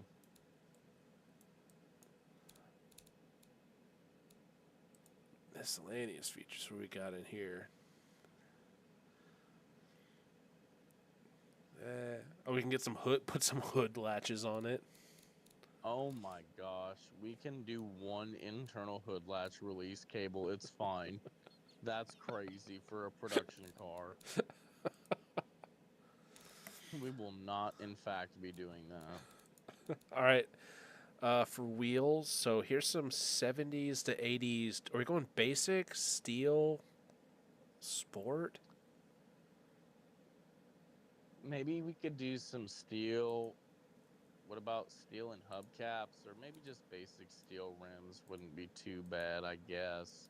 If we can find some that look cut nice enough, I guess. I mean, this is a very visible part of the car. This is something that Chrysler's always tried to have look nice and very period correct.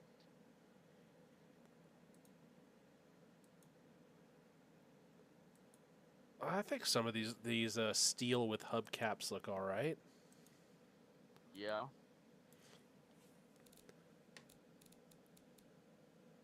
Yeah, those don't look too bad at all. I think we've got it. You know, the bare minimum. You know, it's got lights. I mean, I can't figure out interior. That's someone else's department. Fair enough. It's got a grill. The engine can breathe. License plates, lights, turn signals, handles, fuel door. Yeah, this thing's looking great. Still want to put a scoop on it. Oh my gosh.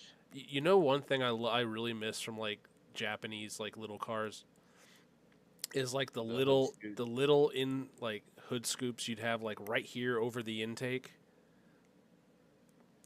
Just moi. It just looks gorgeous.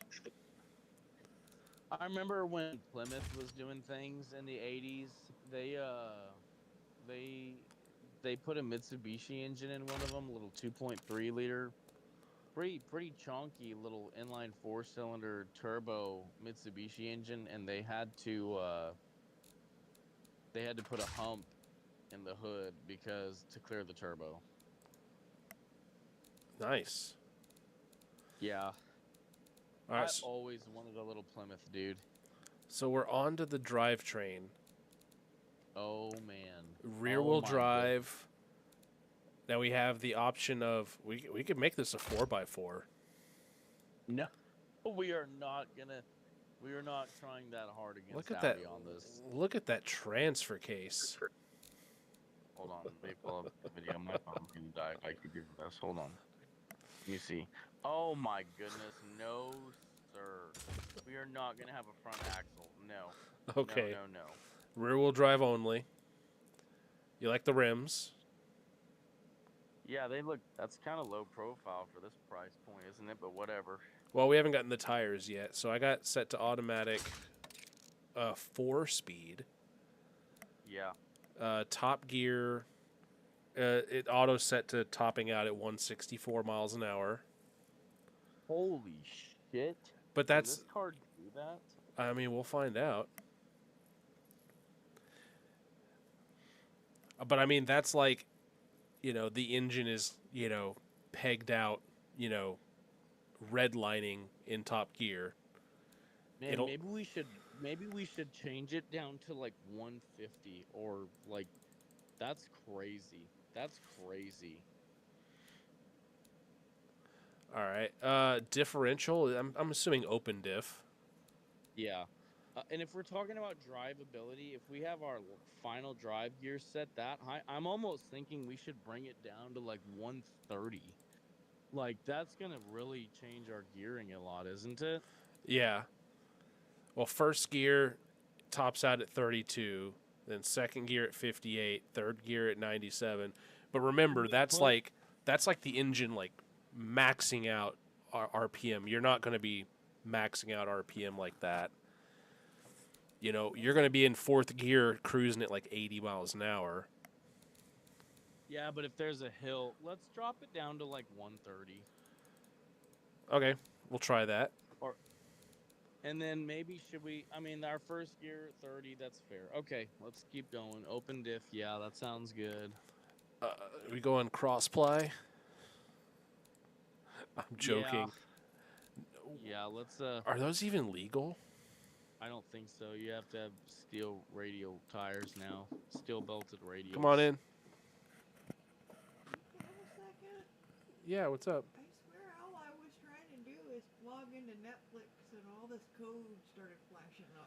Let me go help Bella with the computer. Okay. I'll be right back. All right. Swear to God, all I was trying to do was just log into Netflix. It was okay.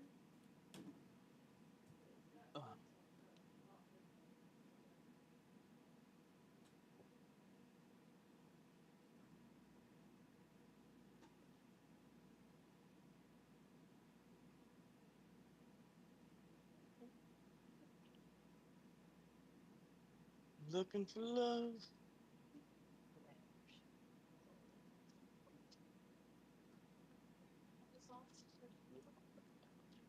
You got me, mister.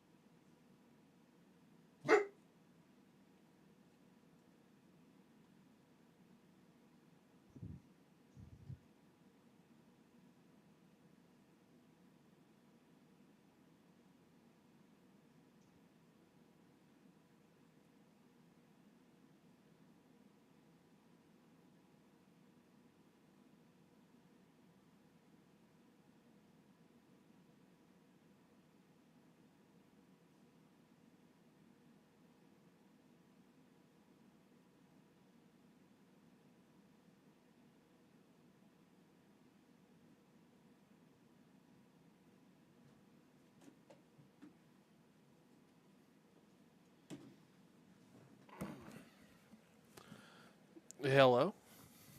Can you hear me? Yes, I can. Yeah, I had to come inside. I need to eat some chicken. Well, you eat that chicken.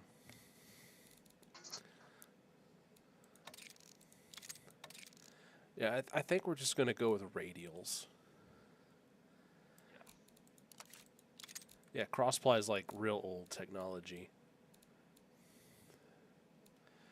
So we're going with hard, long life. Mm-hmm. Yeah. Mm-hmm. All right, so for the front tires, about, what, 200, 195? Yeah, let's do like 200. That's fair. 200 all around? Yeah. Okay. I don't know. 215 is pretty standard too. You said 215? It's a pretty standard width. Okay. Going with steel rims. Yeah, that's the cheapest. Okay.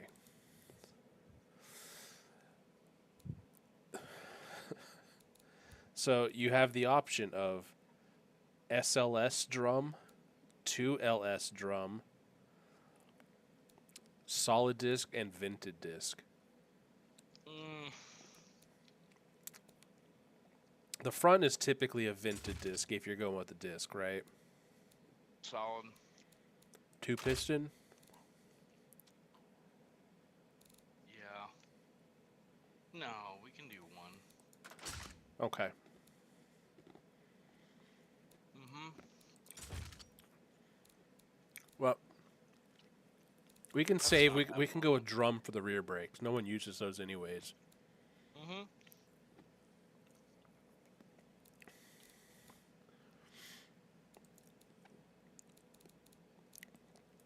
No under tray.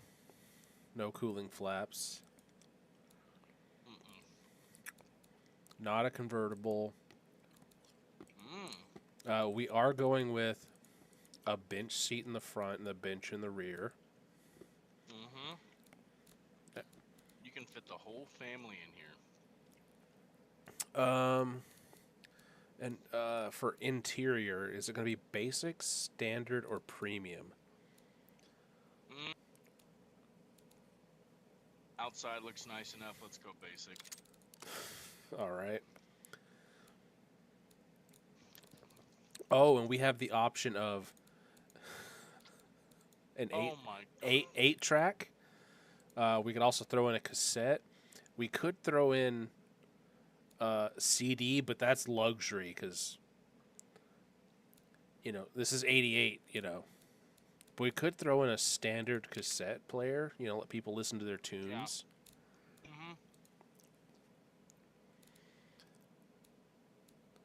Steering manual recirculating ball. Don't know what that is. I know what rack and pinion is. Rack and pinion's kind of We like gotta do hydraulic ball. rack and pinion. Oh, hydraulic rack and pinion. Oh, manual. That didn't even like trigger me. That's what I got in the fucking Miata. No. Safety basic. I know what you're gonna say. Springs. Cheap as they come. Standard it is.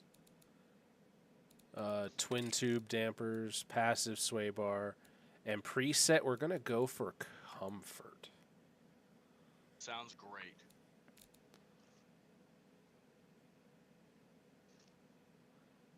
The rear ride frequency. So it says. Well, we want comfort. The car understeers. That's fun. Front brake force is low, so we should probably bump up. To 2 pistons? We'll just bump it up to like a 9-inch disc instead of an 8-inch. Oh, okay. Let's try 10. That's getting big. Let's just add a second piston. Yeah. There we go. That fixed that. The brakes do suffer from brake fade. That's fine. Yeah, it's not like it's a sporty car. So it wants us to increase front grip and decrease the rear tires are wide for the chosen tire compound. Try decreasing the rear tire width. No, buddy, with that 150, newton meters of torque or foot-pounds, whatever, you're gonna need all the grip you can get in the rear. I agree. So, yeah, the suspension is the one thing I hate messing with too. So looking at the way it's designed and the, how we've marketed it, it seems this, its most desirability is going to be in the family utility budget and family budget sedan class. I think that's fair. And I think that passenger fleet and just plain family are going to be the next up.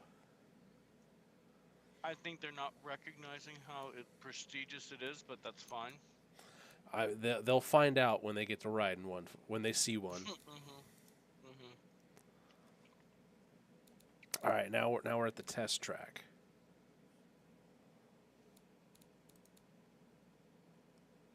So we'll have this thing simulate a lap at the test track.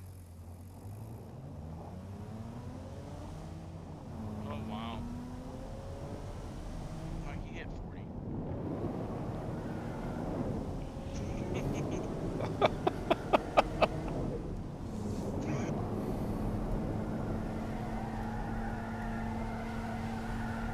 I'm taking this really 60 and skinny everywhere.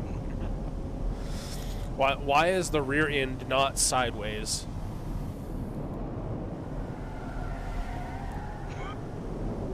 Man, you took that going 70. He is foot to the floor. Oh my god.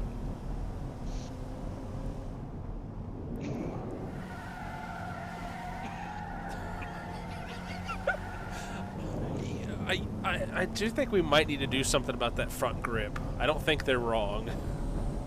Alright, what do we Every time he comes to a corner, It's just tires. Oh. Have a car. he made it to 120. That's crazy. That car, that man deserves a raise. Pay him like he's treat him like he's a fucking test pilot for NASA. Shit, that thing is dangerous. All right, let's go look at the tires.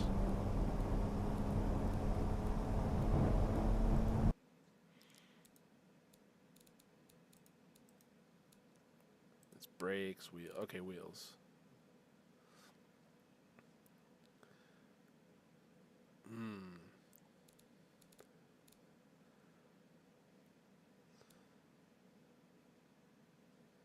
What's funny is it said the rear tires are generating too much. You know, they're bigger than what they need to be. But the front, I mean, there's a lot of weight in the front too, right?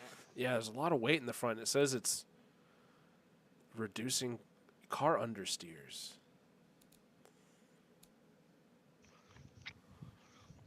Well, it's not it's not a sporty car. We don't. It's fine. Okay. I mean, we set the presets to comfort anyways. Yeah, no one should be screeching their tires on turns though. Yeah, what is this? What is this? A Chrysler 200? No shit. Like, what is going on here? Yeah, this isn't a Nissan Altima. You shouldn't be driving it recklessly. Not with the Chrysler badge on it.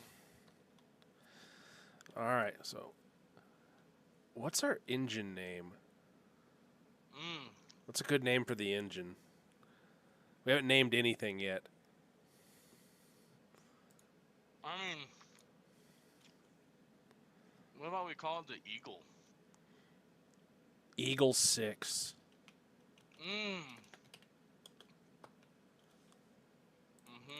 And this is the 3 cubed.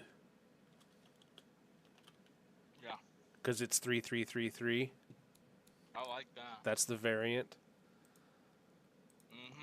All right, what is this car? This is a 1988 model year from Chrysler. It's 4 doors.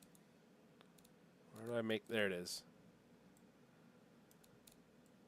There it is. It's a 4-door family sedan. You know, kind of on the lower end of the market. You know, but it's still it's comfortable. It's got the rear wheel drive. It's an automatic, which Americans love. Unfortunately.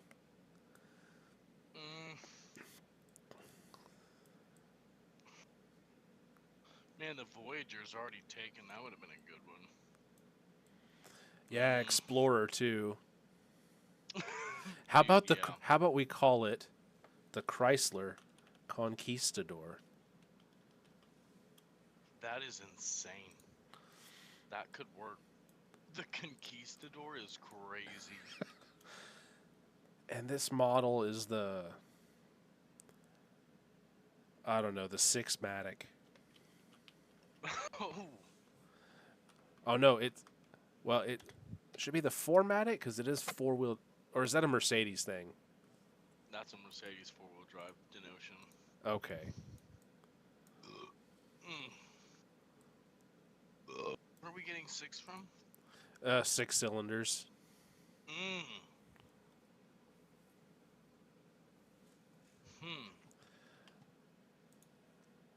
I was gonna say the Conquistador Aztec, but that's That's crazy.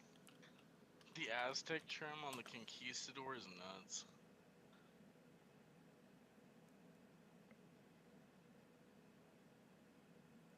all right. I'm looking up stuff about Conquistadors. You know, inspiration. Like this is the Conqueror trim.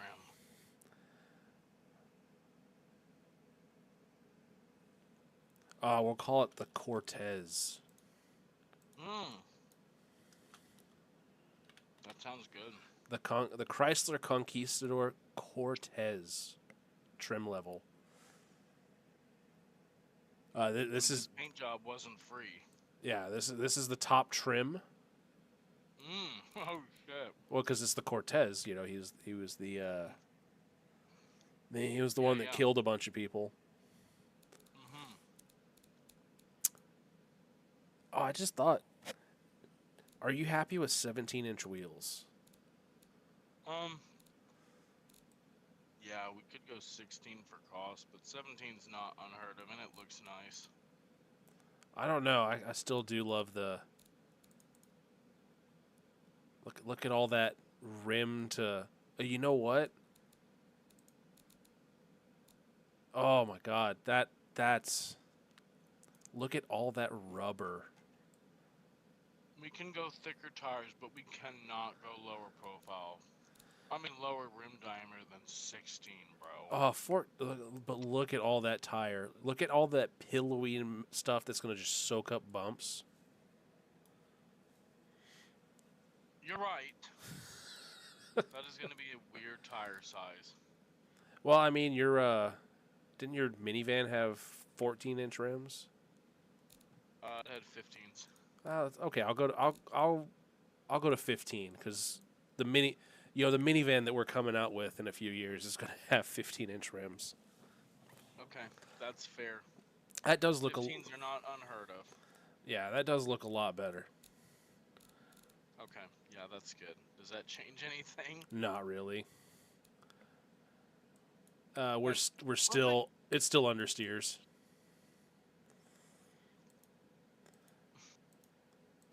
But I think that's just because they don't know how to do 6 skids, so.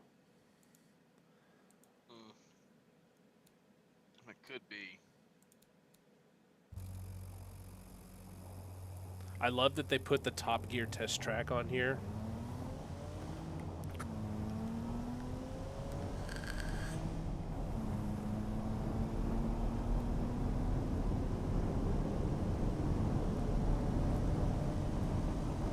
Oh, he's up to 80. He made it to 85. That's quick. Yeah, by the end of that, the straightaway.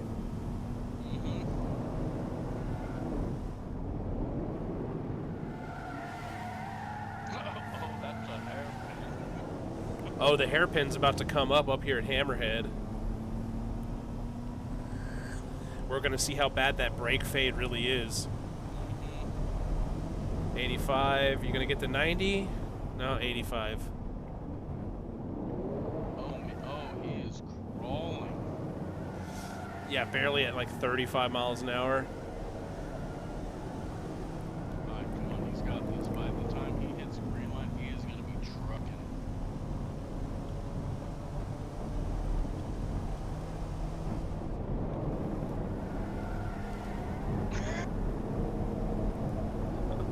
That is the follow through. Oh, still only 85. Oh, no, 92. Oh. 93, 95, 96, 97, 98, 99, 100. He beat 100. You got 101. He hit 101. Coming up to Gambon.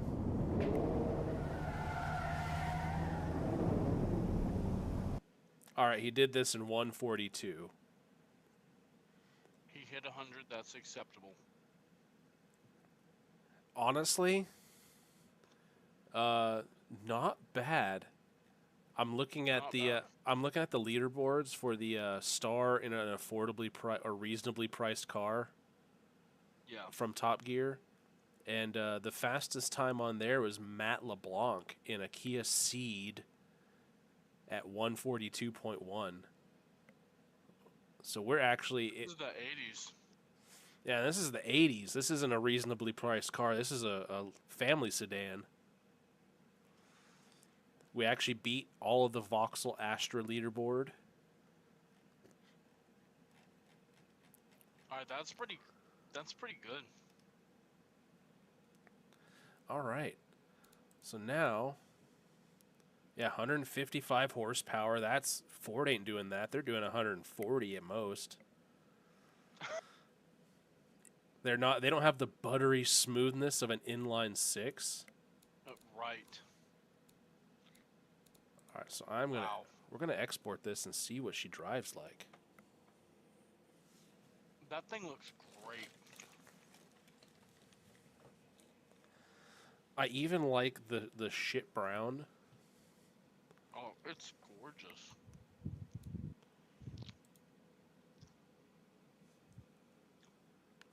It's like so timeless, like still so 80s, you know, like it's great. It's just unfortunately I couldn't make it even boxier. That's just because I don't know how to do the like body molding and stuff on here very well. Turned out great, man. Well, I appreciate it.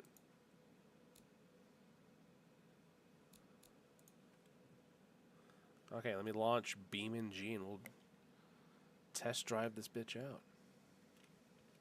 This is like incredibly futuristic for its time.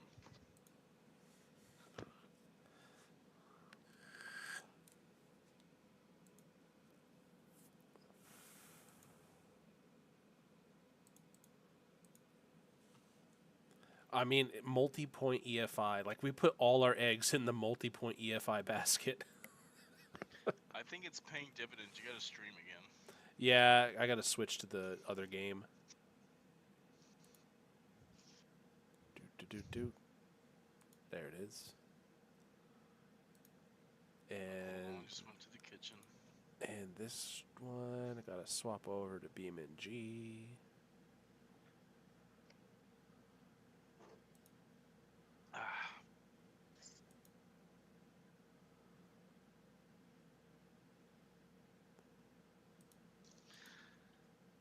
How have you been doing in that Gray Zone game? I mean, I literally just started playing it like today. It's fun, but they've added so much stuff to it. Like my guy, I spent like 15 minutes wandering around, like dazed with double vision, and my guy constantly throwing up because I got shot in the stomach and I didn't know how to fix it. Oh no. Yeah, he was just like constantly just like puking his guts out. And I'm like, I don't know how to fix you. Sounds terrible. Yeah, I mean for him it was. I want to play some of these new survival crafting games. Like I'm ever gonna have time, but like I want to do that again some point.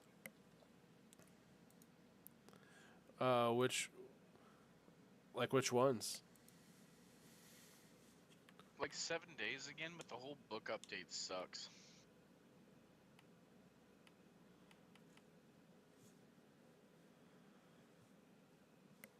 Like version 1.0 was not better.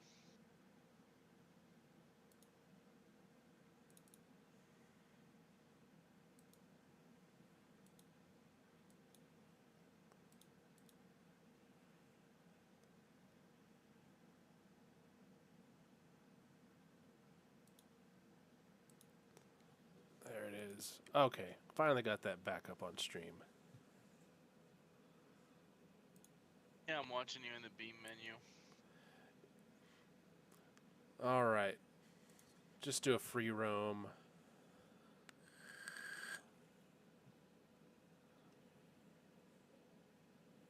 All right, so I'm thinking like West Coast. That seems to be where people would want to buy this. Okay. Go to the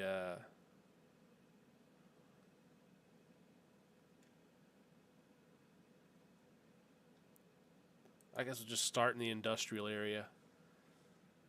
Definitely want to get on the highway at some point for sure, but yeah. Yeah, see how the fuel economy does? Yeah. I mean, a whole slew of things.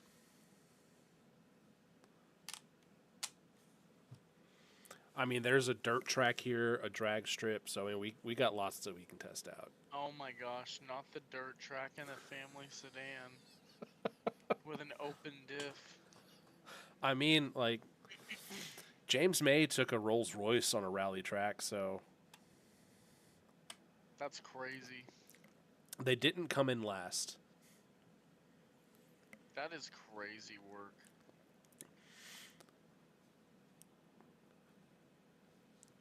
This is one of those. So, Beam and G now has a multiplayer mod. I thought it always had it, but it was just really buggy. It's a lot better now. Oh. Like, one of the YouTubers I like to watch, Car Passion Channel, I think. No, not him.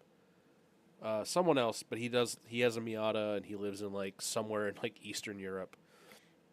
That's insane, bro. And he does a lot of like challenges, like where he's like, oh, I got this tuner drift car. We'll see if the like these other YouTubers who have police cars can catch me. Bro, that is crazy. Like, genuinely worth it to, like, if you wanted to get the game. I have it, I think.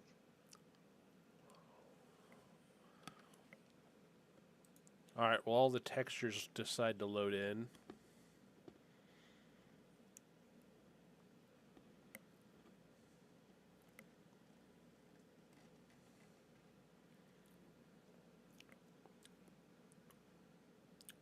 Oh, where's our creation? We don't see it.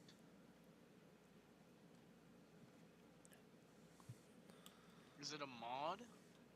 No, I haven't done this in a while, but it's never failed to work before.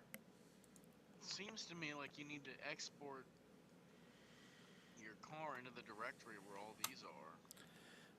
Well, I mean, so it used to be for these two games, you literally had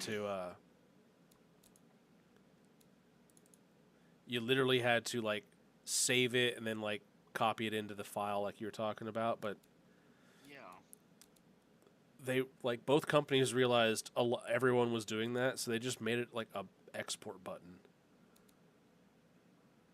Maybe the building game doesn't know where your export file path is supposed to go.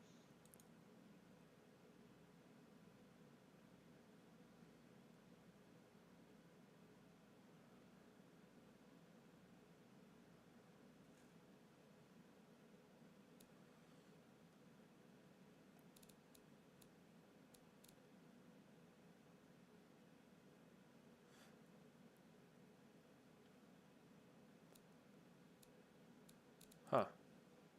Let me just try one more time. I haven't opened both games in a minute, so like when I opened Beam and G, it was like, oh, we're moving your stuff to a new version of the game. Oh, shit. Okay. So maybe it did something there. Yeah, there's my Conquistador Cortez. Okay.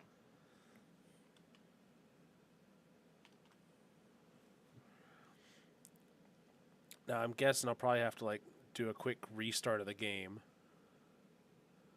Okay.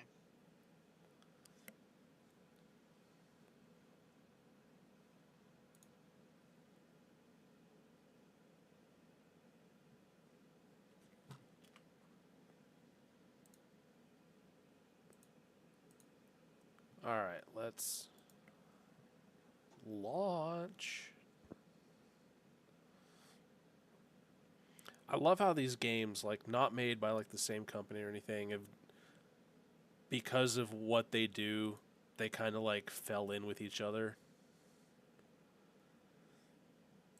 Yeah. It's interesting that how people even got it to work between them. Yeah, but Initially.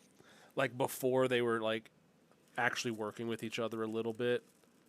They were just like, oh yeah, that's yeah, crazy.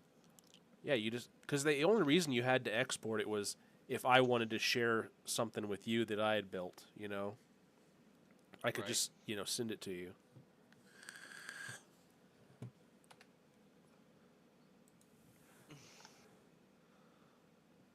All right, fingers crossed.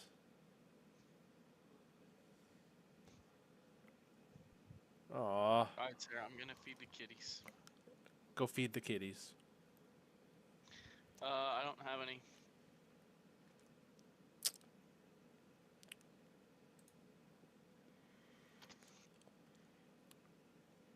Alright, you creepy bunch of kitties.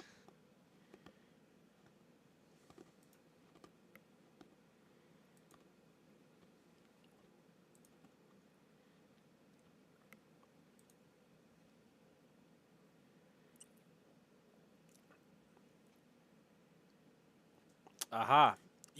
So you were right. I had to go to the mods section and re-enable mods. I figured it was something to do with that.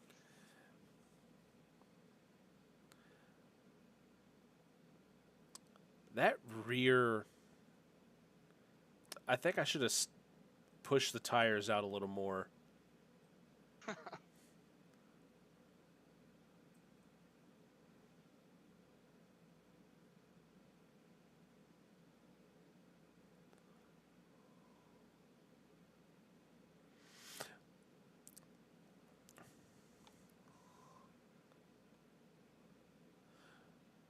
So, from a standing start, she will smoke some tires.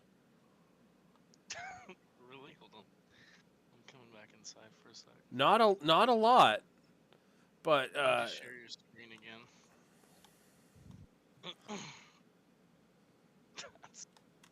You know, that's kind of crazy. Wait, yeah, you should adjust that. Wider stance might help it get more grip anyhow. And reduce body roll.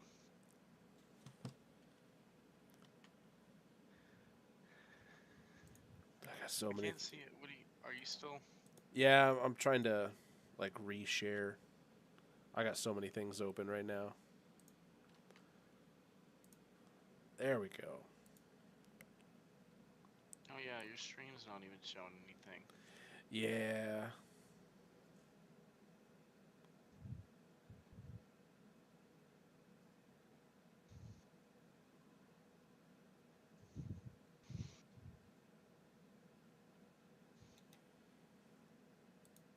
The old Vexer. It's one of the best things ever. Noah loves seeing you in the little TV. He thinks it's so funny. Really? Yeah.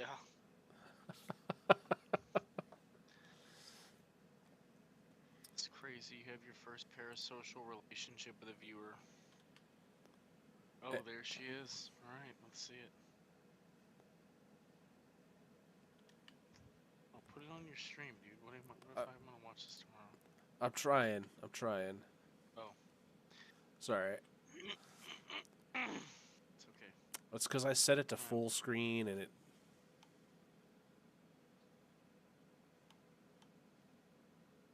Bro. That's kind of ridiculous.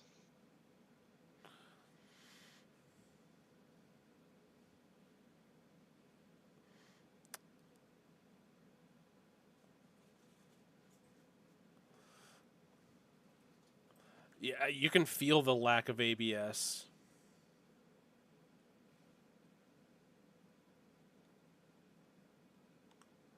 Do you want? You're on cigarette, babe.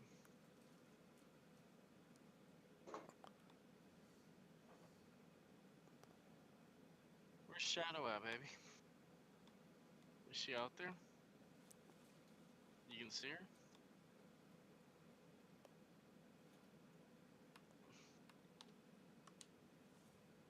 Oh man, you're just throwing that thing around. Oh yeah. Oh, it does. It's got some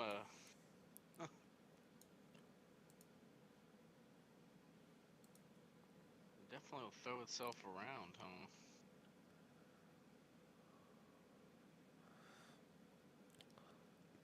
So we're out here at the test track. Try to get some numbers for the bosses. You're gonna be burning up tires the whole time. Oh my. I mean, it's also the 80s. Every car is gonna be like this. You know, 60 is perfectly reasonable. Oh wow. Well, nobody has ABS. So except for like the luxury brands. yeah, they're crazy and that'll never catch on. Yeah, I mean, who wants the car to be doing things for you? Not only that, it's just too much. Nobody's gonna pay that much for a car. Dude, you're doing numbers right now. I, I'm watching Twitch, so it's like a 6-second delay. yeah.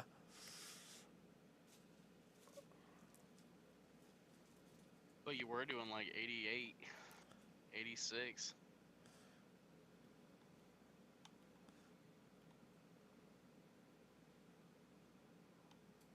You know, for a get around town and get on the highway car, it's not terrible.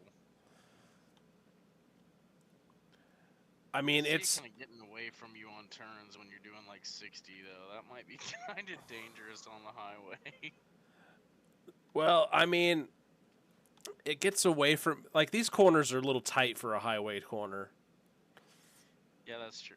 But you cannot be going around town 50, 60 miles an hour. You will have an accident.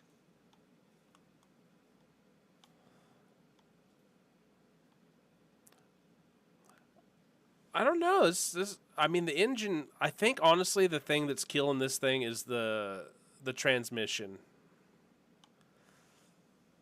Yeah. No, 4 speeds are pretty standard right now. Yeah. I mean, we still have some manual transmissions lying around from the old Chargers. Oh my gosh. I mean, some people are still using 3 speeds in cars. Like, we're already using a 4 speed. That's a big deal. Why do you think it's the transmission holding it back? Just my preference for manual versus auto. Yeah, I mean, I get it, but also, what are we going to get? We're going to get a 4-speed manual? Yeah, it's true. I mean, and most people buying a sedan, they don't want to shift. They're juggling kids. They're trying not to spill their like extra large Coke all over their McDonald's fries. Yeah, I'm not digging the drifting at 50 miles an hour though. That's got me a little concerned. Yeah, I think we'll have to go back to R&D tomorrow and widen that rear stance. Yeah, that's a lot. That is a lawsuit with mothers and children waiting to happen. Spinning out with a car full of groceries because she hit a wet spot on the road doing 40. We can't have that. This engine's too cooked for this car. Well, it's probably just so heavy. Yeah, I mean, it's a big cast iron lump, and then we also got the big, everything's steel in this car. Sheesh. I know, I kind of thought that would weigh it down and get it some more traction, but damn, I guess not enough.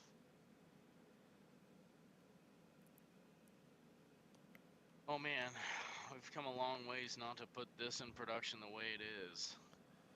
Let's, where is it? I'll say, let's take it to the drag strip and just get some numbers there. The boat is getting smaller with every new iteration. The boat?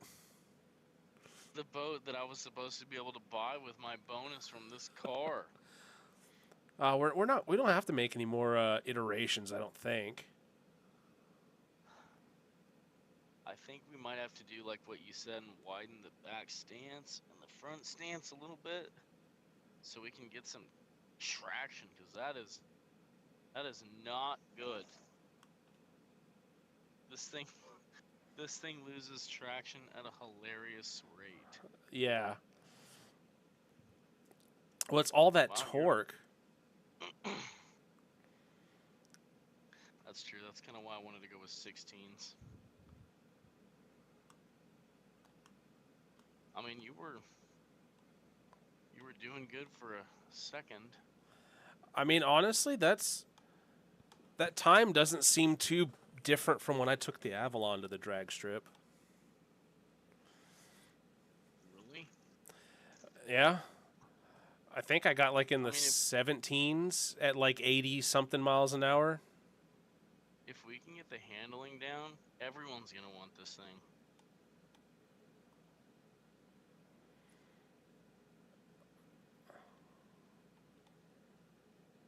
Man, Lee Iacocca is going to be so proud.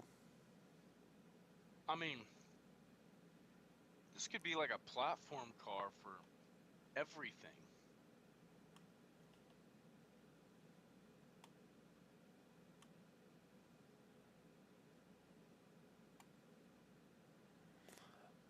That was a good launch. A little bit of handbrake help there.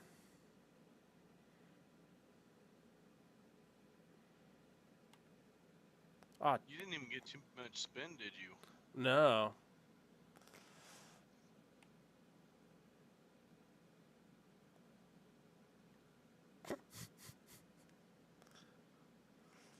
It coughs a little bit when I redline it. You know, that's fair for anyone, any car.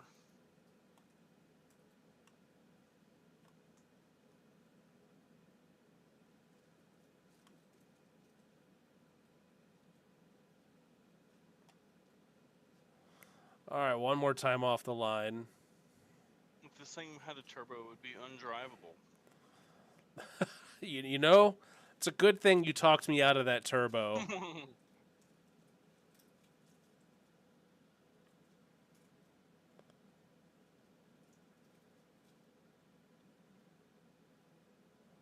I mean,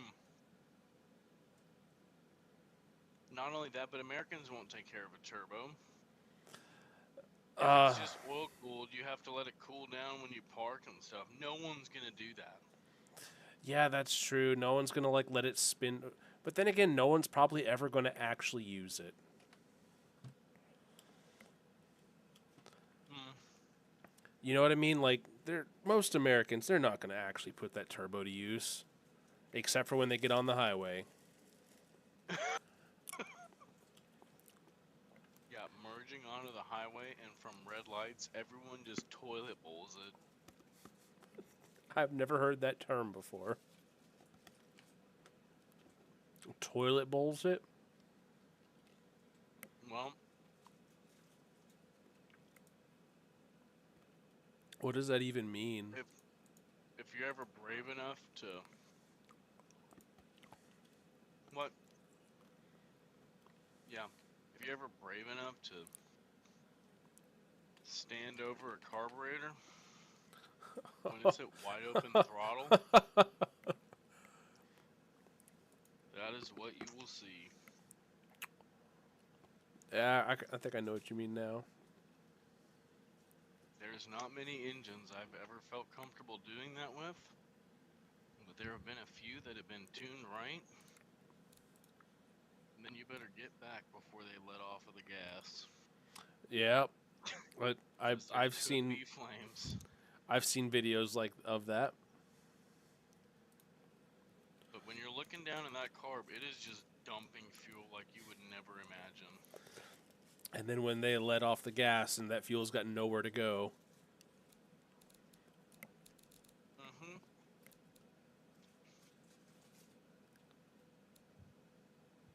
Then it goes up.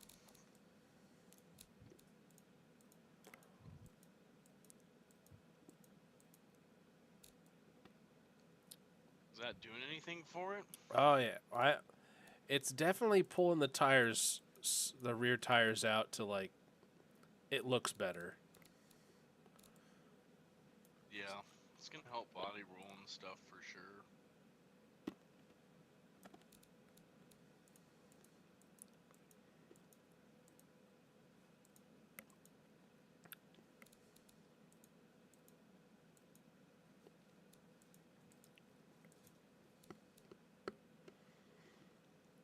Oh my god, is that just spacers?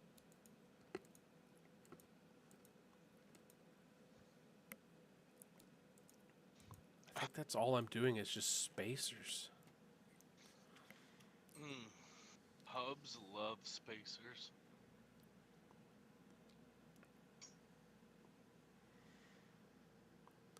Like, it doesn't do anything harmful to the hubs at all. Are you putting 335s in the back? No, that's just the maximum I could put back there. Oh, I'm like, what?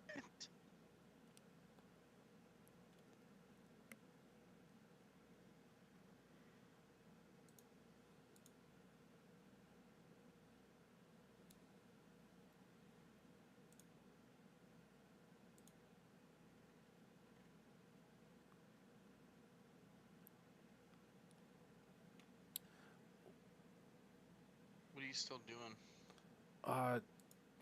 Trying to... Device not connected or available. Bullshit, there it is. I was trying to get the game to display, because... OBS. Doesn't switch, yeah. Yeah, it's... I just want to make this axle wider.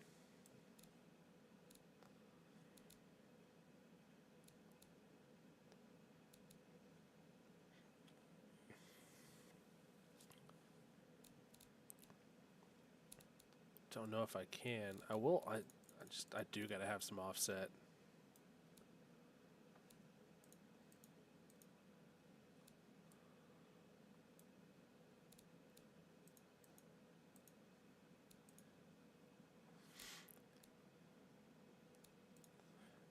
You know what? Let's. It has all the same issues.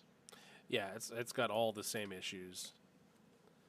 Actually, one thing I never tested. Oh, the highway? Yeah, highway.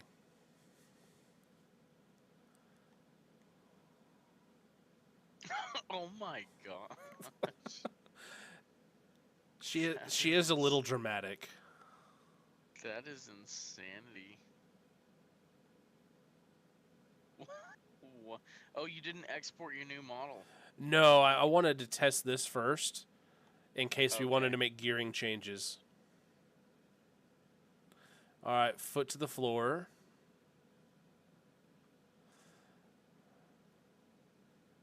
This is totally acceptable. Okay, just... Yeah, cruising at about 3,000 RPM at 60. Are you balls to the wall right now? No, I'm just seeing what the cruising speed would be like. Okay, that's got some get up and go to it too. So even at 70, we're just cruising at like 4,000 RPM.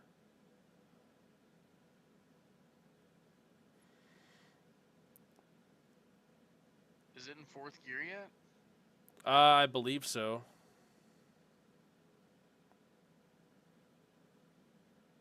Can you not get to 100? Oh, I just haven't been trying. Okay.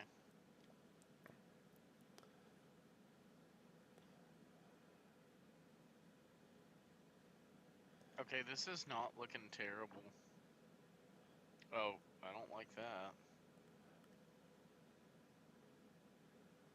Oh no. Oh god. Oh no. Oh no. Oh. This all went Well- so bad. Well, I mean, trying to enter a 50-mile-an-hour tunnel at 115. That all went so wrong.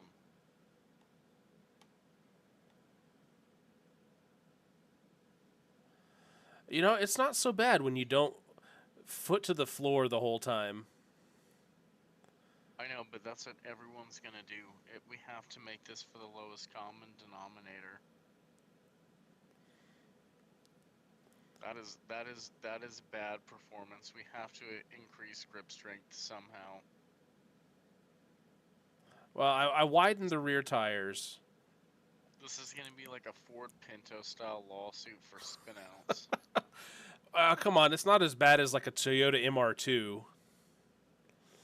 I know nothing about those. Oh, the little MR2 spiders?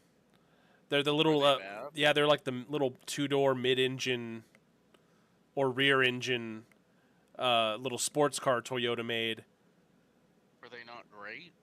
Oh, they're great little cars, but have you ever heard of snap oversteer? I guess a little bit. Like, what's it do? Oh my gosh. Oh my gosh. Oh no. No. Oh no. I almost got a high drift score.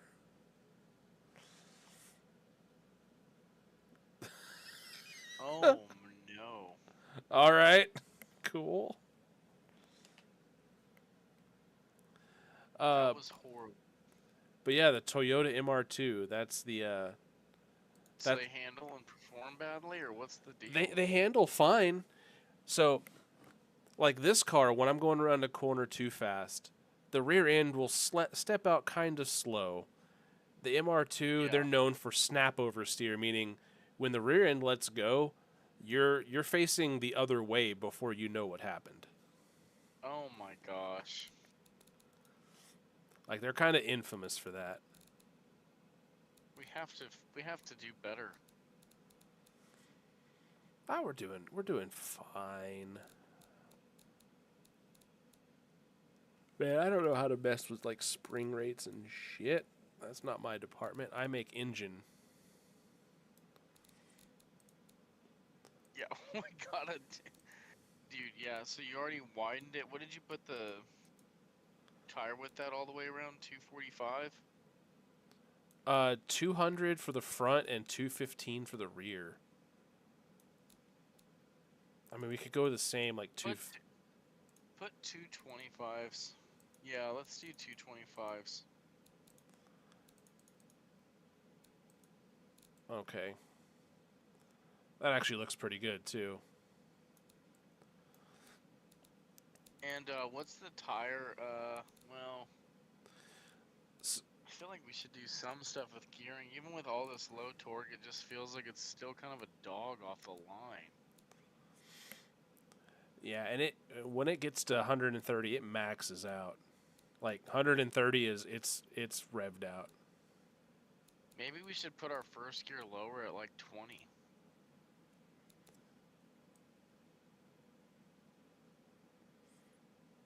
All right, we'll try that. Oh, we could throw a 5-speed manual on it. That's just me.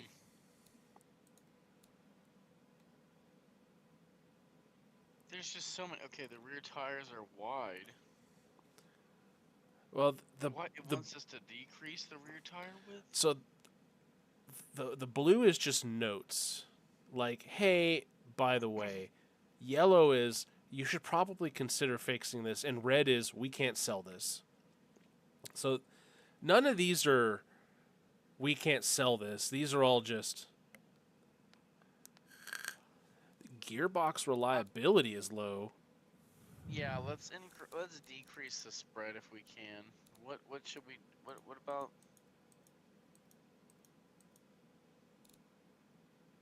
30?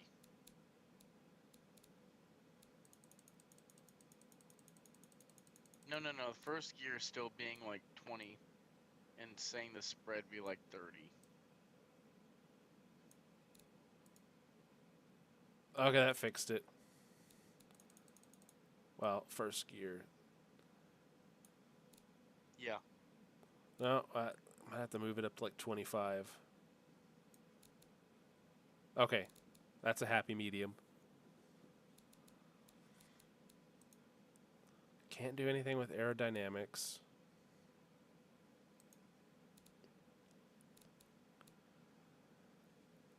Brakes are fine. Yeah, I agree.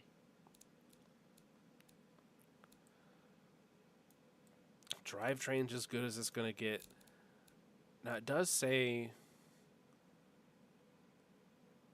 front dampers are soft and the rear ride frequency is low. Try increasing rear spring stiffness.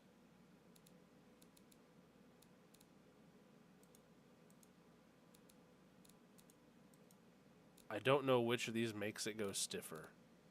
The plus. Go down to the rear one and put it to like 2 or something.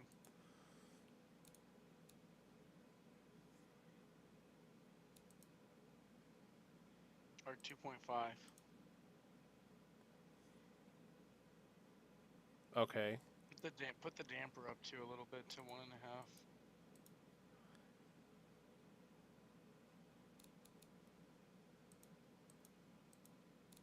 Or just try 2. There you go.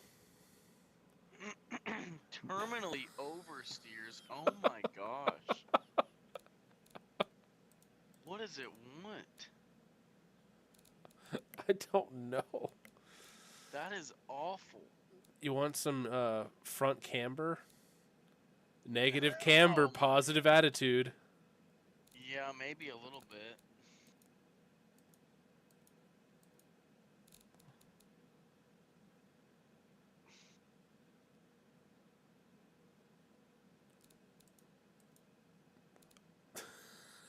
Just.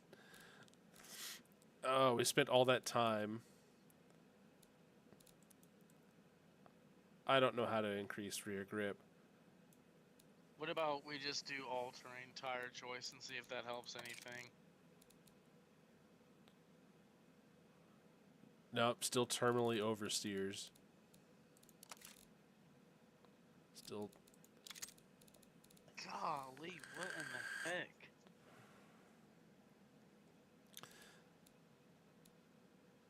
What is it? Okay. What does it say? Let me see. Okay.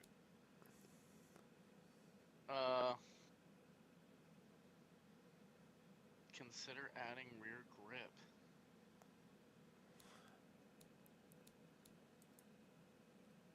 You know. Oh my gosh.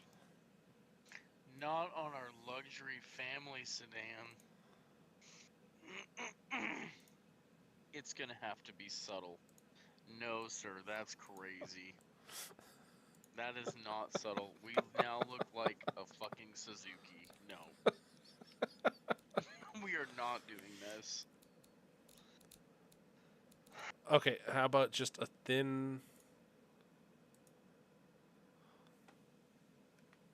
A thin Let me spoiler. zoom in on it. Let me see.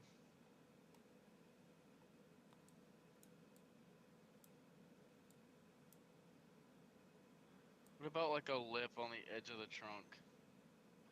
That's what I'm trying to do, but it's not wanting to cooperate.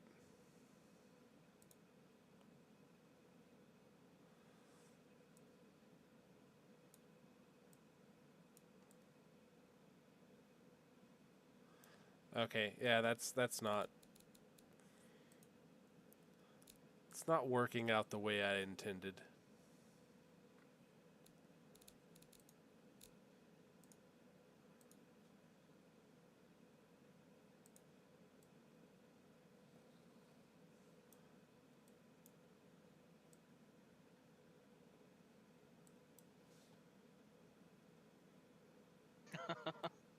There we go.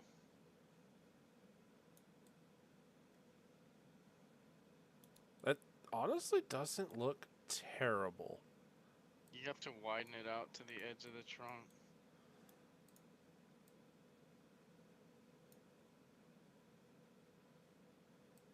Can you?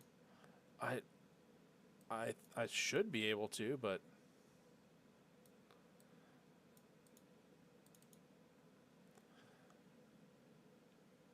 where the hell did it go?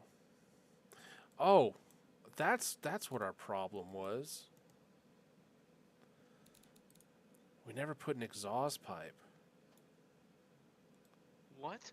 Yeah, I never put an exhaust pipe on there. She's been all backed up. Are you kidding me? Yeah, we never put an exhaust pipe on there.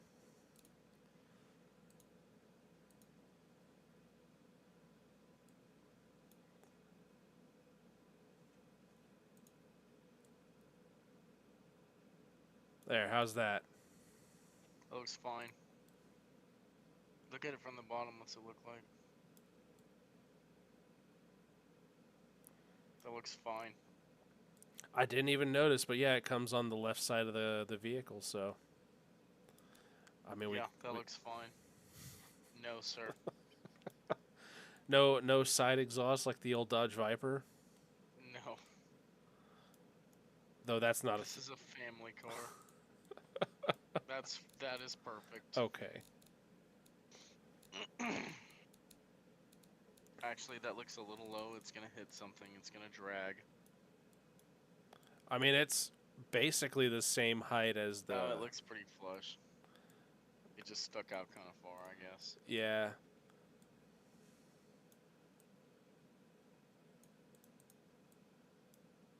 That looks good. Okay. Oh, we gotta fix this grip issue. What do we do with the tires, man? I think it's partially because we also have like that huge engine up front, so it wants to rotate around that mass. Well, nothing we can do about that. We put all our eggs in that EFI basket. Yeah, we're just gonna have to live with that. It doesn't have any suggestions for us? Just consider adding rear grip. But then again, no one's going to be pushing this to the limit. They're just... Let's hope not.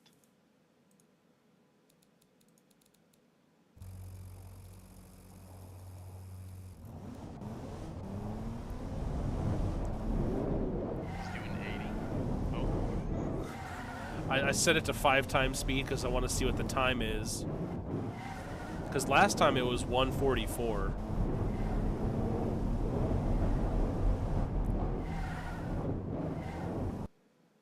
Hey, we shaved almost a second off. It says 142. Yeah, that's good. That's fine. All right, let's export it again.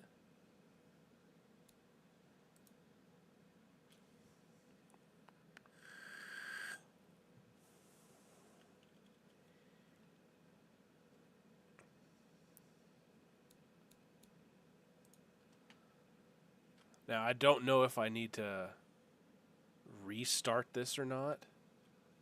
I think so. I would imagine so, right?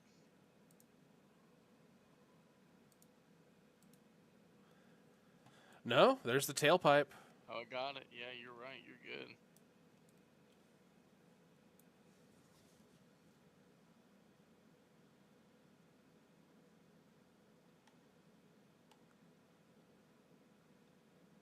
Does it feel like it handles better? Yeah? Kind of ish. Perhaps. No, she feels good.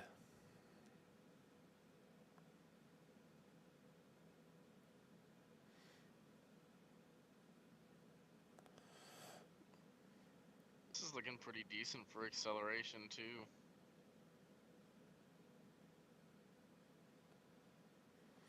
I mean, it is the 80s. This is no slouch. Yeah. For a sedan, we're doing almost 120. This thing is no slouch with a 4-gear transmission. This is crazy. And, you know, this is pure comfort, too. You know that the inline 6 is just... It's like a sewing machine. Right.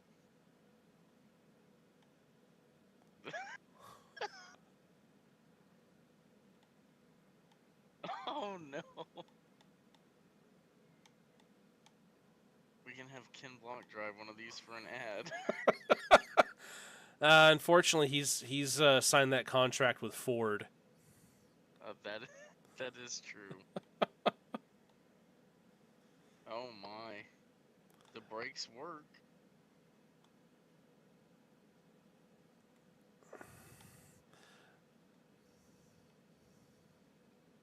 I mean, you know, it's got some torque to it. I do think we should go that first gear being at 20. It's almost too low. It's almost useless. I know. I just wanted to give it a little bit of get up and go, but you're getting wheel spin up to like 30, 30, well up to 40. I mean, but from 0 to 40, that's impressive. for a big heavy car, and you gotta think this thing's gonna be going around in town, and they probably won't be pressing the pedal to the floor at a red light, perhaps. Yeah, and I mean, if they are, they know it. They'll know what they're doing. Yeah, I mean, this car is no slouch from a dead stop for a sedan. Yeah, because it barely uses first gear.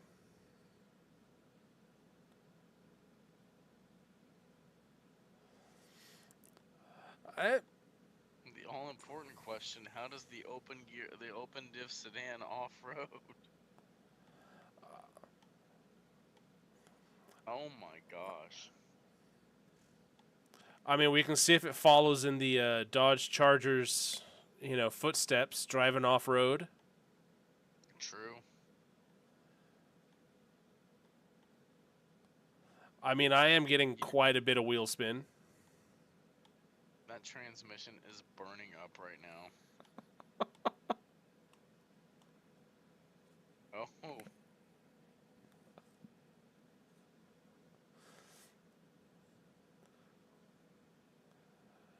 You know what my favorite vehicle I made on here was?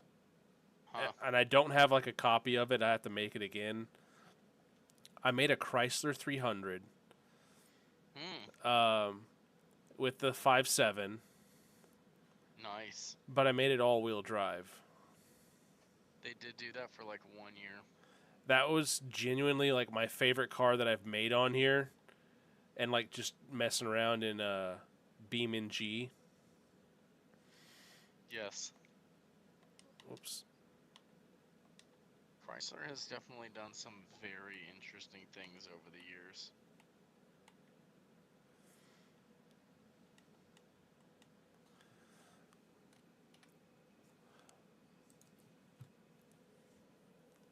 Well, let me show you. Shit, bud, it's midnight. Let's check out one more thing, and then we both better go to bed, bud. Yeah, I didn't realize what time it was. Oh, look, I made the Dodge Caliber. Did you put the 3.6 in it? I think so. She Looks very silly.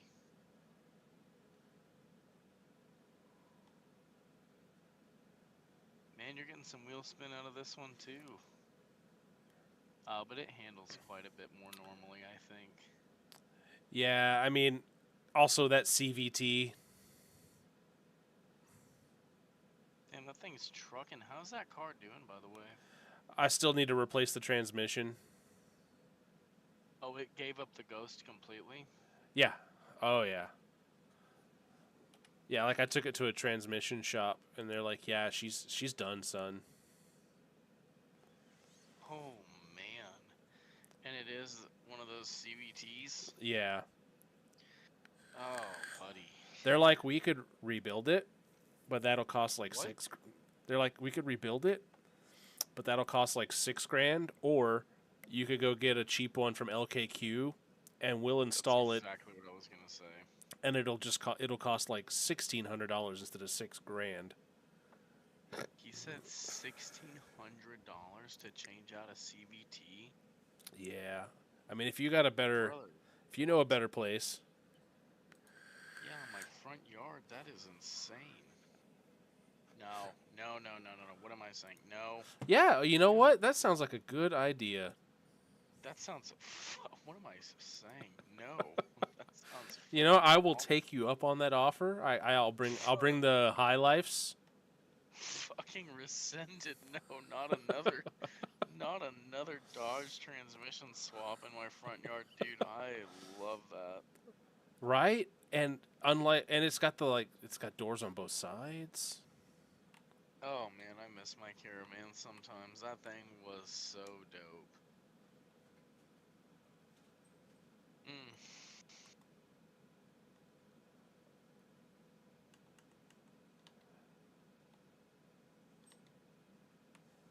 I don't know how to mess with this, but there's like ways you can like A way open. to open the door. Yeah, open the doors and stuff. Dude, this car is crazy. That makes me miss my Caravan. Oh my gosh. Yeah, I just miss that room. That's what I miss about my my CRV is having like all that space in there. Oh, dude, that's exactly how mine was set up. It had that double bench seat in the middle, that big one in the back. Oh man, the dash looked exactly the same. Oh my That's gosh, I missed that car. that's foot to the floor right there. That's that little Mitsubishi 3-liter singing. Wow. I drove so many places in that van, dude. That's crazy. I can't believe I took it to a junkyard. And that's after your dad had like taken it to like many places. Yeah, he did too. Wow. Okay, let's dump that for a 5-speed manual. Not in the minivan. Bro.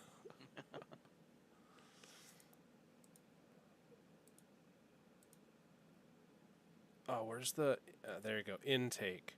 We're going for a stage 1 supercharger. On the 3-liter, or what do they put in this? The 3.3 or the 3.8? Oh, that is still dog shit.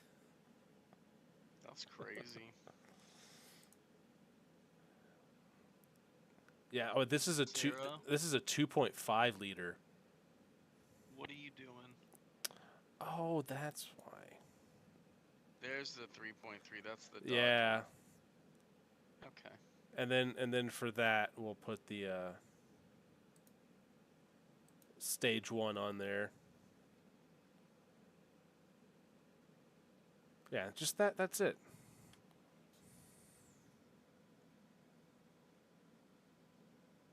The 3.3 wasn't terrible. I personally like the 3.0 better. I pretty much fell in love with that Mitsubishi engine. That's the 6G72, the same one they put in the Montero and stuff. Yeah, I mean, it's not a bad engine. Yeah, I did not like Sweets. He had the 3.8, and I did not like that engine very much at all. What did he have I that didn't in? like his Grand Caravan that he had. I didn't know he had a Grand Caravan. He did. Back in the day, he had a Grand Caravan, and I just had the normal Dodge Caravan. But his had the 3.8 and the longer wheelbase than mine, which I didn't care about, you know? You know, I honestly, like, me and the wife have thought about getting, like, a van of some sort, like a minivan or something. They literally just make so much sense. Oh, no. Well, that's what I did with mine, too, in real life, so that's fine. I had to replace the bumper, like, twice. Yeah, and isn't that the same one that the hood flew up on? Correct. Not the oil pan damaged. Okay, I should have taken that one a little faster. Oh, man.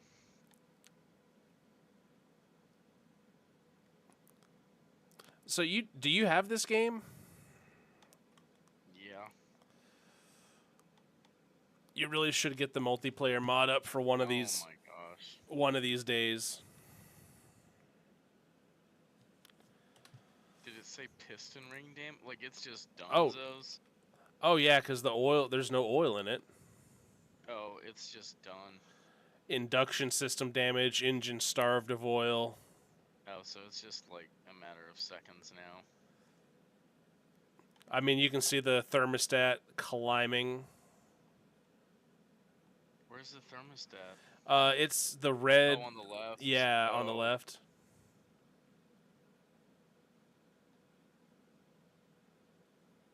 Oh, yeah. Oh, yeah, you're critical. Yeah, she's getting hot. Yeah, but she's done for. That 3.3 is cooked. Oh yeah, it's over. You could almost say Dang, it's Jover. yeah, I really liked the engine that we built. I wish the car around it would have performed better. Maybe we should have saved that for like a small pickup. Well, we can work on that next time. See if we can salvage that engine by throwing it into a pickup and Throwing it into a pickup, throwing it into a van, like a modern day station wagon that's a little bit taller, right? right. Maybe a little bit more capable than your standard minivan, but still not like an SUV, you know? You know, a Like a crossover before the crossover. kind of like a crossover, but more utilitarian even. Like it can still like really pull some stuff in the 80s, like unheard of. Oh my gosh, how is this thing still even semi out? Well, it's done now, buddy. Oh, you're just gonna pull it back over? There's no way that thing moves.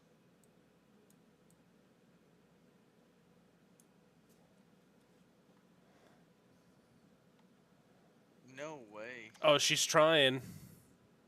Oh, did your tie rod ends give up? Yeah. Oh my gosh, dude, I didn't even tell you this. The Honda, that sounds period correct. I replaced all four wheel bearings. Oh, you did. I did it. Hell yeah. Oh my gosh, dude, it was bad. When I did the front, I saw one of my CV axle boots was ripped on the driver's side. Ugh.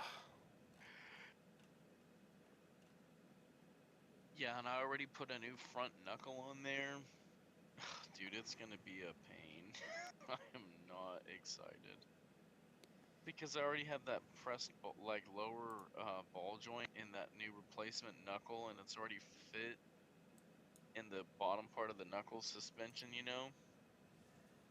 Yeah. I don't know if I can change that CV axle out now without damaging that brand new lower ball joint.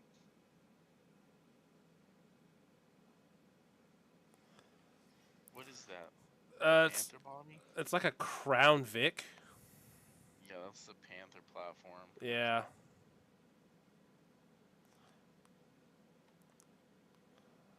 Yeah, this is.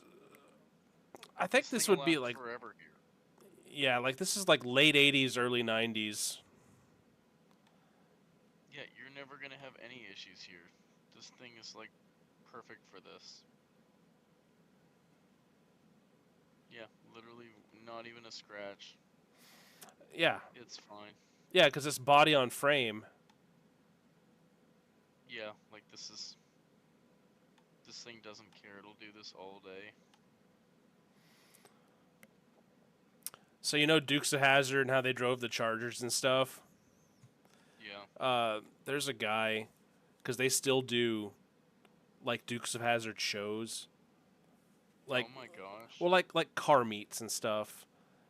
And Yeah. they'll sometimes do like stunt stuff where they'll go and they'll crash some cars or like do a jump. Well, rather than using actual Dodge Chargers, they'll buy like an old tired piece of shit like taxi cab, Panther body taxi yeah. cab, and they'll just rip all the panels off and just shove on like new manufacturer like Dodge Charger like panels, like just bolt them onto the outside. That is crazy. It's like, you know, who's gonna know? Right. Who's gonna care? Yeah, because they just buy remanufacture panels, shove them on there, and it's way cheaper than doing anything with the Charger. I'm sure. Yeah. My wife wants to get one of these. Not one of these. Wow. She wants a Ford Transit. Those are expensive. I know. I was actually looking at the Transit Connects, and they're actually not too bad. What does she want to do with it? Just, I mean, the same reason we want kind of like a minivan, just something where we could, take the seats out the back, throw the dogs in there, throw luggage in there, go away for the weekend. Not, like the Avalon's not so conducive to having the dogs in it. Yeah, dude, I would just get a minivan, bro.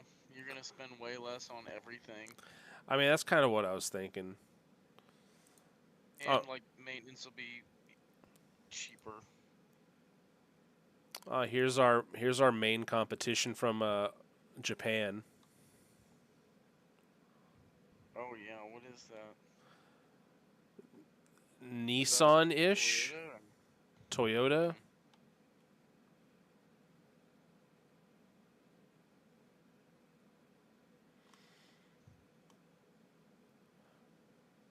I mean, it's front-wheel drive. It's like a little It's two. got that going for it. It's a little 2-liter. Damn, that thing's peppy for a 2-liter.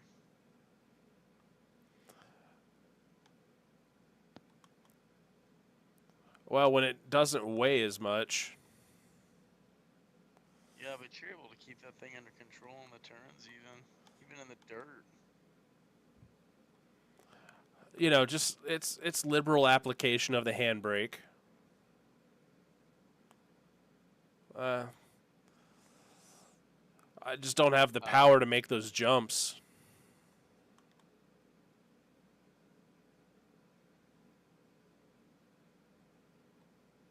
There we go.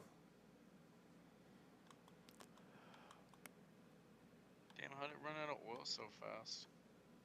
I cracked the oil pan. Oh my gosh.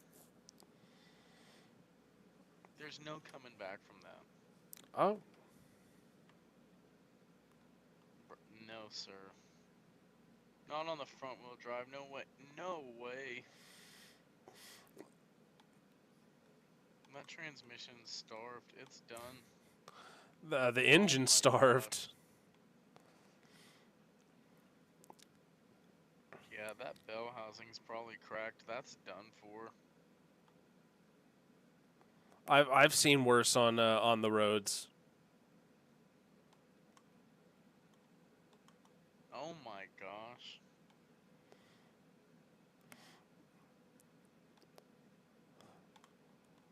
Bro, what are you what are you doing? Taking the front wheel drive car to the drift course, apparently. Yeah, you don't have the horsepower to pull out of that on your little 2-liter front wheel drive car. I didn't realize I was going to the drift track. I'm honestly surprised the engine's still going. Well, that's one thing we can't touch with the Japanese market is their reliability. Yeah.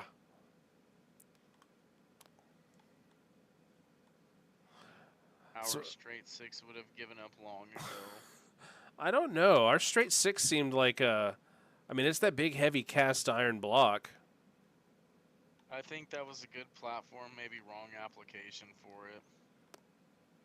I think we go a whole new adventure wagon route, a unibody adventure wagon. Okay, Jeep so Junior that can still tow.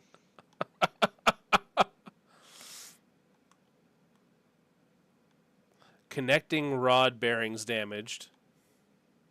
Oh my god! Oh yeah, your temperatures. You're done now.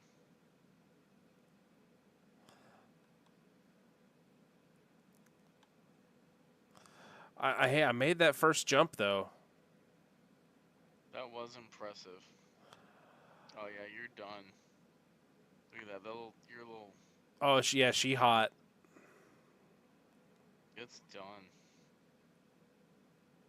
You'd have to take it like 45 on the highway to cool that shit down. That thing's toast. Oh my. Half hatch, is that your CV? Yeah, the half shaft. Oh. No. Oh no. No, your wheels don't spin. Yeah, I don't think she's I don't think she's doing good.